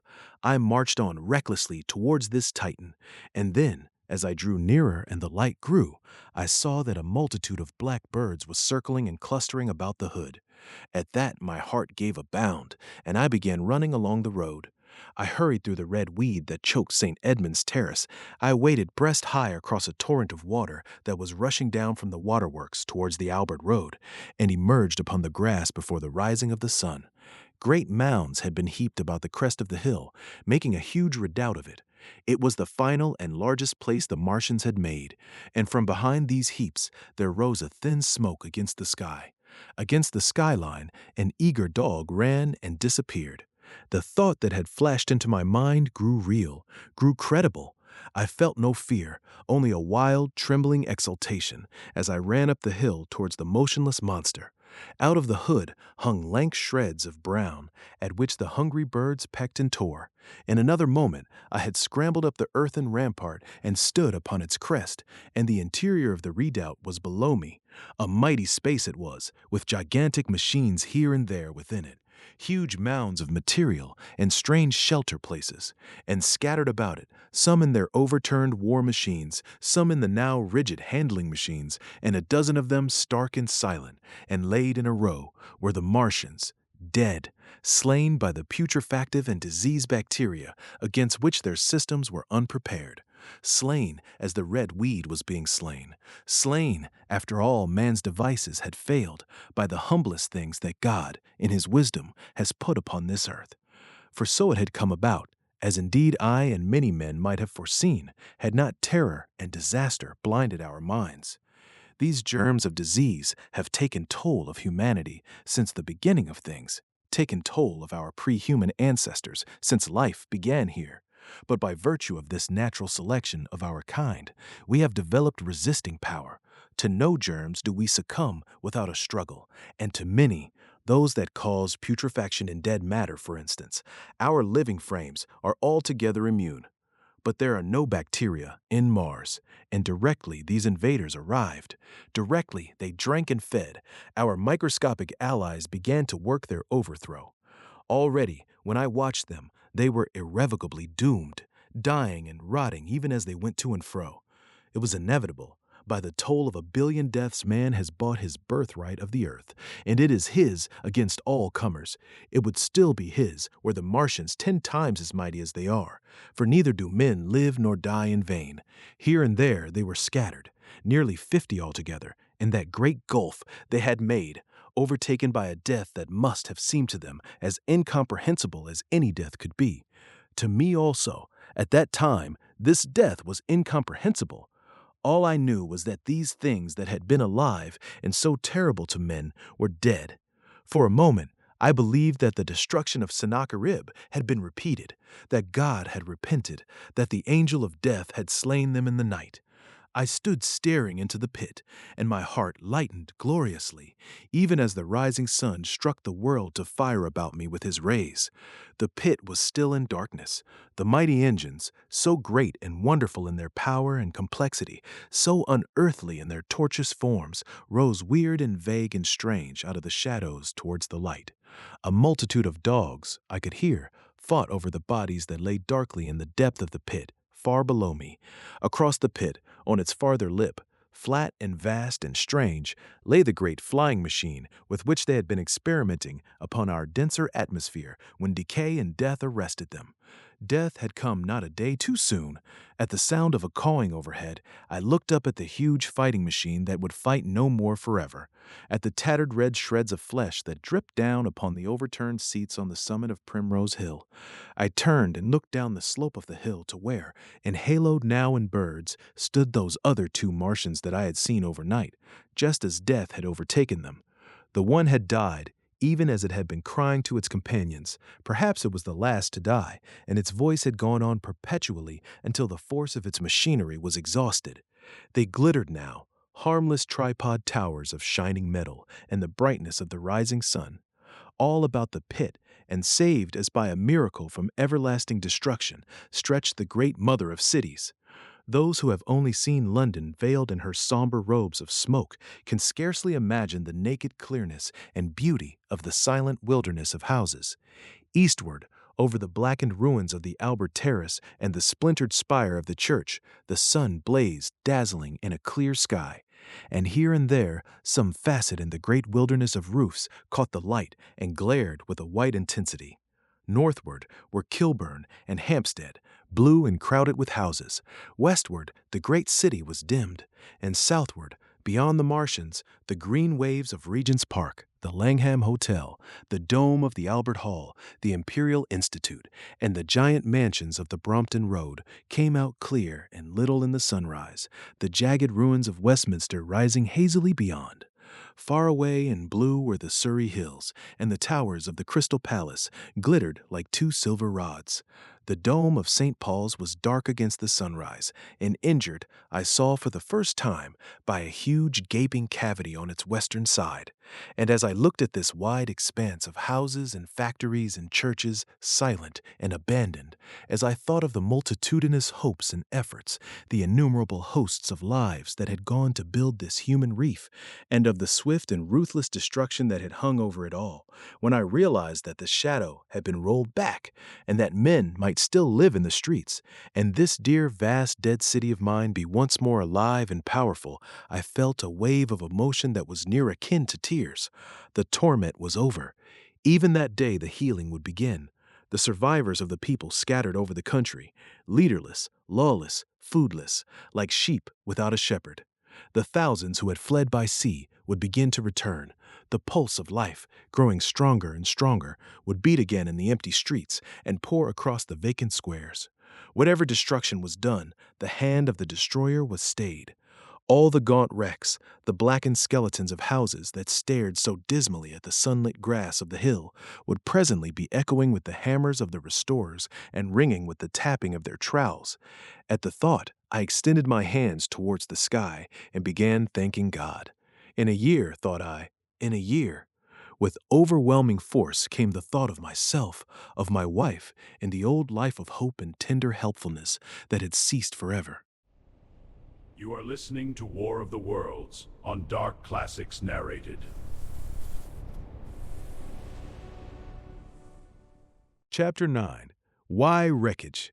And now comes the strangest thing in my story. Yet, perhaps, it is not altogether strange. I remember clearly and coldly and vividly all that I did that day until the time that I stood weeping and praising God upon the summit of Primrose Hill. And then, I forget. Of the next 3 days, I know nothing. I have learned since that, so far from my being the first discoverer of the Martian overthrow, several such wanderers as myself had already discovered this on the previous night. One man, the first, had gone to St. Martin's-le-Grand, and while I sheltered in the cabman's hut, had contrived to telegraph to Paris. Thence the joyful news had flashed all over the world. 1,000 cities, chilled by ghastly apprehensions, suddenly flashed into frantic illuminations. They knew of it in Dublin, Edinburgh, Manchester, Birmingham, at the time when I stood upon the verge of the pit. Already men, weeping with joy, as I have heard, shouting and staying their work to shake hands and shout, were making up trains, even as near as Crewe, to descend upon London. The church bells that had ceased a fortnight since suddenly caught the news, until all England was bell-ringing. Men on cycles, lean-faced, unkempt, scorched along every country lane, shouting of unhoped deliverance, shouting to gaunt, staring figures of despair. And for the food, across the channel, across the Irish Sea, across the Atlantic. Corn, bread, and meat were tearing to our relief. All the shipping in the world seemed going Londonward in those days. But of all this, I have no memory. I drifted, a demented man. I found myself in a house of kindly people who had found me on the third day wandering, weeping and raving through the streets of St. John's Wood. They have told me since that I was singing some insane doggerel about the last man left alive. Hurrah! The last man left alive. Troubled as they were with their own affairs, these people, whose name, much as I would like to express my gratitude to them, I may not even give here, nevertheless cumbered themselves with me, sheltered me, and protected me from myself. Apparently, they had learned something of my story from me during the days of my lapse. Very gently, when my mind was assured again, did they break to me what they had learned of the fate of Leatherhead. 2 days after I was imprisoned, it had been destroyed, with every soul in it, by a Martian. He had swept it out of existence, as it seemed, without any provocation, as a boy might crush an anthill in the mere wantonness of power. I was a lonely man, and they were very kind to me. I was a lonely man and a sad one, and they bore with me. I remained with them 4 days after my recovery. All that time I felt a growing craving to look once more on whatever remained of the little life that seemed so happy and bright in my past. It was a mere hopeless desire to feast upon my misery. They dissuaded me. They did all they could to divert me from this morbidity. But at last I could resist the impulse no longer, and promising faithfully to return to them, and parting, as I will confess, from these 4-day friends with tears, I went out again into the streets that had lately been so dark and strange and empty. Already they were busy with returning people. In places even there were shops open, and I saw a drinking fountain running water.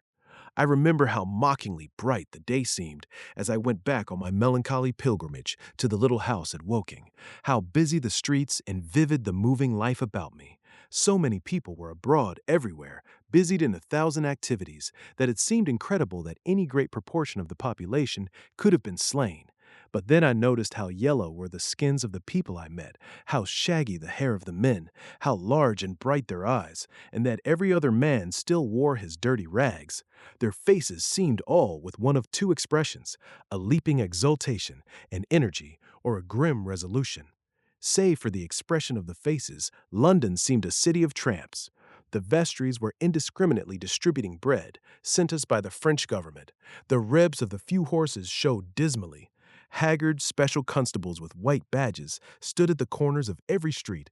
I saw little of the mischief wrought by the Martians until I reached Wellington Street, and there I saw the red weed clambering over the buttresses of Waterloo Bridge. At the corner of the bridge, too, I saw one of the common contrasts of that grotesque time, a sheet of paper flaunting against a thicket of the redweed, transfixed by a stick that kept it in place. It was the placard of the first newspaper to resume publication, the Daily Mail. I bought a copy for a blackened shilling I found in my pocket. Most of it was in blank, but the solitary compositor who did the thing had amused himself by making a grotesque scheme of advertisement stereo on the back page. The matter he printed was emotional. The news organization had not as yet found its way back. I learned nothing fresh except that already in 1 week the examination of the Martian mechanisms had yielded astonishing results. Among other things, the article assured me what I did not believe at the time, that the secret of flying was discovered. At Waterloo, I found the free trains that were taking people to their homes. The first rush was already over. There were few people in the train, and I was in no mood for casual conversation. I got a compartment to myself and sat with folded arms, looking grayly at the sunlit devastation that flowed past the windows.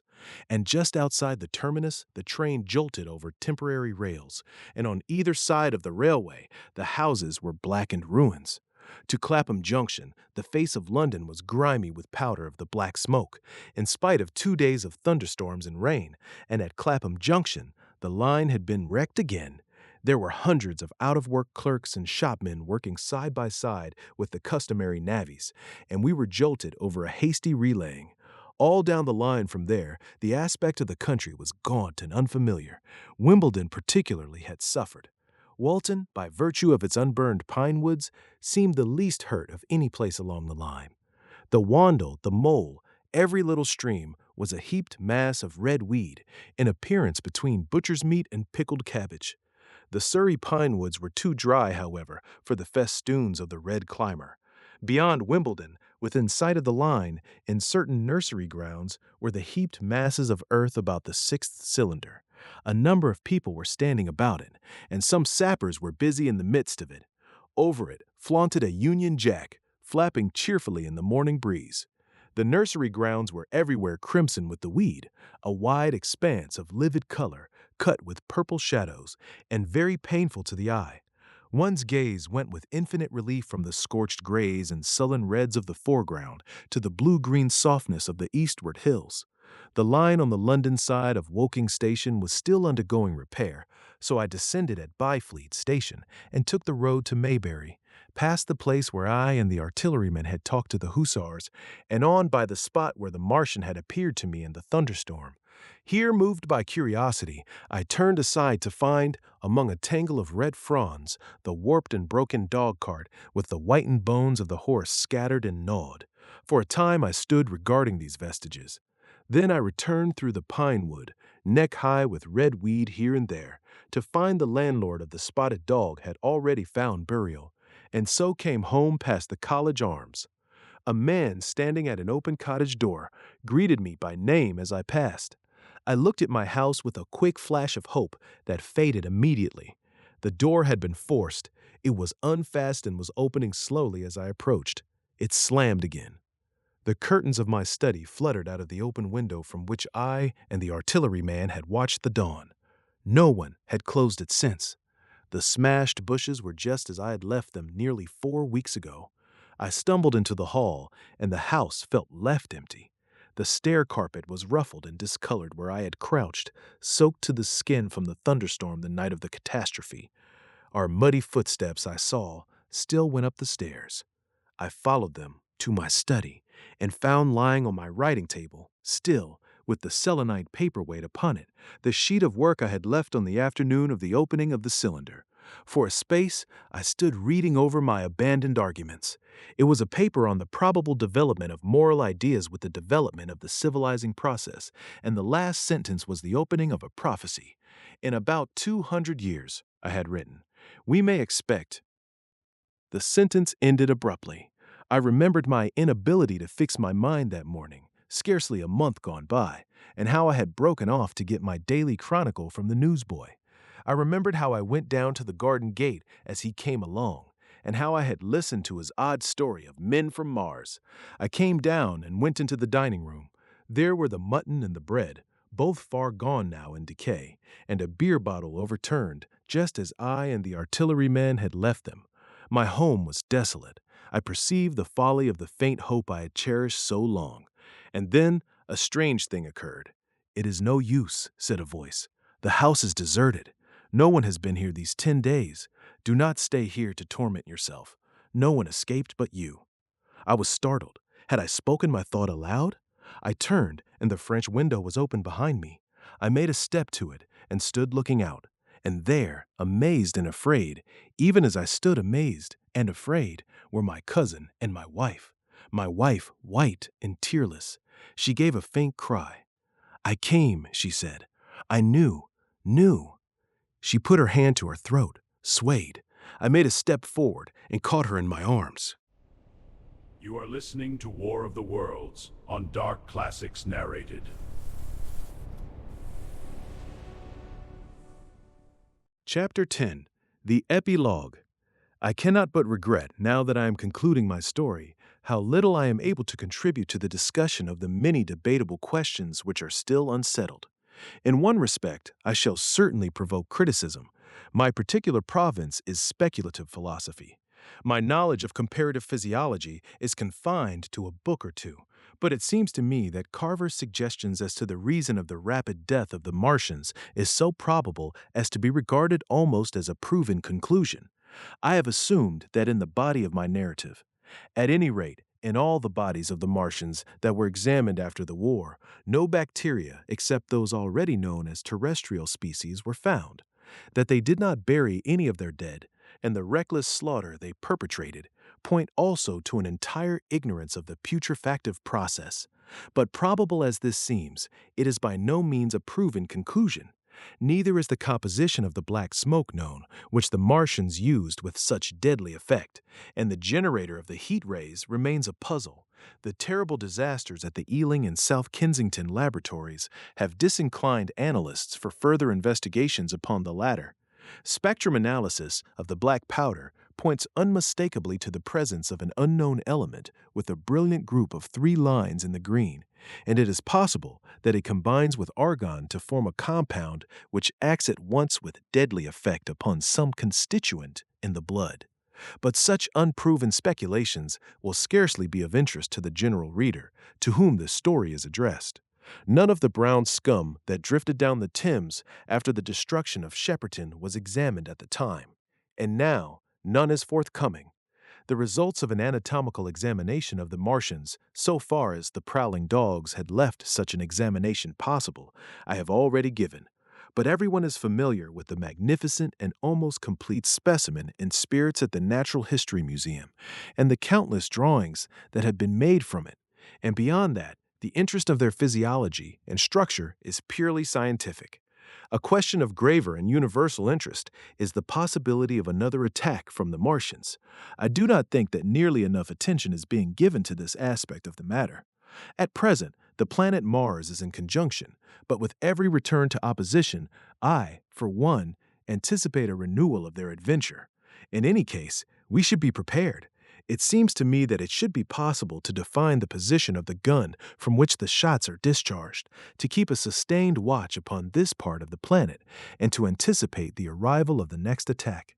In that case, the cylinder might be destroyed with dynamite or artillery before it was sufficiently cool for the Martians to emerge, or they might be butchered by means of guns so soon as the screw opened. It seems to me that they have lost a vast advantage in the failure of their first surprise. Possibly they see it in the same light. Leasing has advanced excellent reasons for supposing that the Martians have actually succeeded in effecting a landing on the planet Venus. 7 months ago now, Venus and Mars were in alignment with the Sun. That is to say, Mars was in opposition from the point of view of an observer on Venus. Subsequently, a peculiar, luminous, and sinuous marking appeared on the unillumined half of the inner planet, and almost simultaneously, a faint dark mark of a similar sinuous character was detected upon a photograph of the Martian disk. One needs to see the drawings of these appearances in order to appreciate fully their remarkable resemblance in character. At any rate, whether we expect another invasion or not, our views of the human future must be greatly modified by these events. We have learned now that we cannot regard this planet as being fenced in and a secure abiding place for man. We can never anticipate the unseen good or evil that may come upon us suddenly out of space. It may be that in the larger design of the universe, this invasion from Mars is not without its ultimate benefit for men. It has robbed us of that serene confidence in the future, which is the most fruitful source of decadence. The gifts to human science it has brought are enormous, and it has done much to promote the conception of the common weal of mankind. It may be that across the immensity of space, the Martians have watched the fate of these pioneers of theirs and learned their lesson, and that on the planet Venus they have found a secure settlement. Be that as it may, for many years yet, there will certainly be no relaxation of the eager scrutiny of the Martian disk, and those fiery darts of the sky, the shooting stars, will bring with them as they fall an unavoidable apprehension to all the sons of men. The broadening of men's views that has resulted can scarcely be exaggerated. Before the cylinder fell, there was a general persuasion that through all the deep of space, no life existed beyond the petty surface of our minute sphere. Now we see further.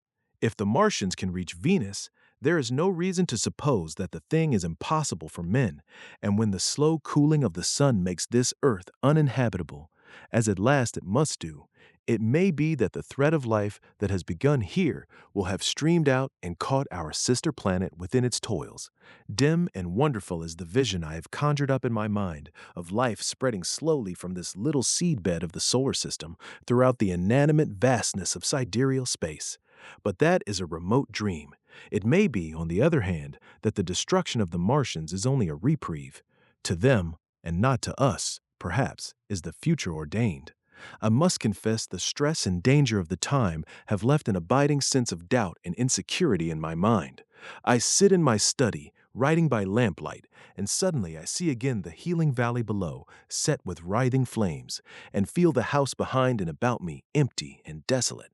I go out into the Byfleet Road, and vehicles pass me. A butcher boy in a cart, a cab full of visitors, a workman on a bicycle, children going to school, and suddenly they become vague and unreal, and I hurry again with the artillerymen through the hot, brooding silence. Of a night, I see the black powder darkening the silent streets, and the contorted bodies shrouded in that layer. They rise upon me, tattered and dog-bitten.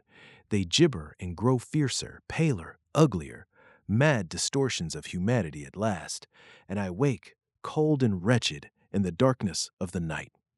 I go to London and see the busy multitudes in Fleet Street and the Strand, and it comes across my mind that they are but the ghosts of the past, haunting the streets that I have seen silent and wretched, going to and fro, phantasms in a dead city, the mockery of life in a galvanized body.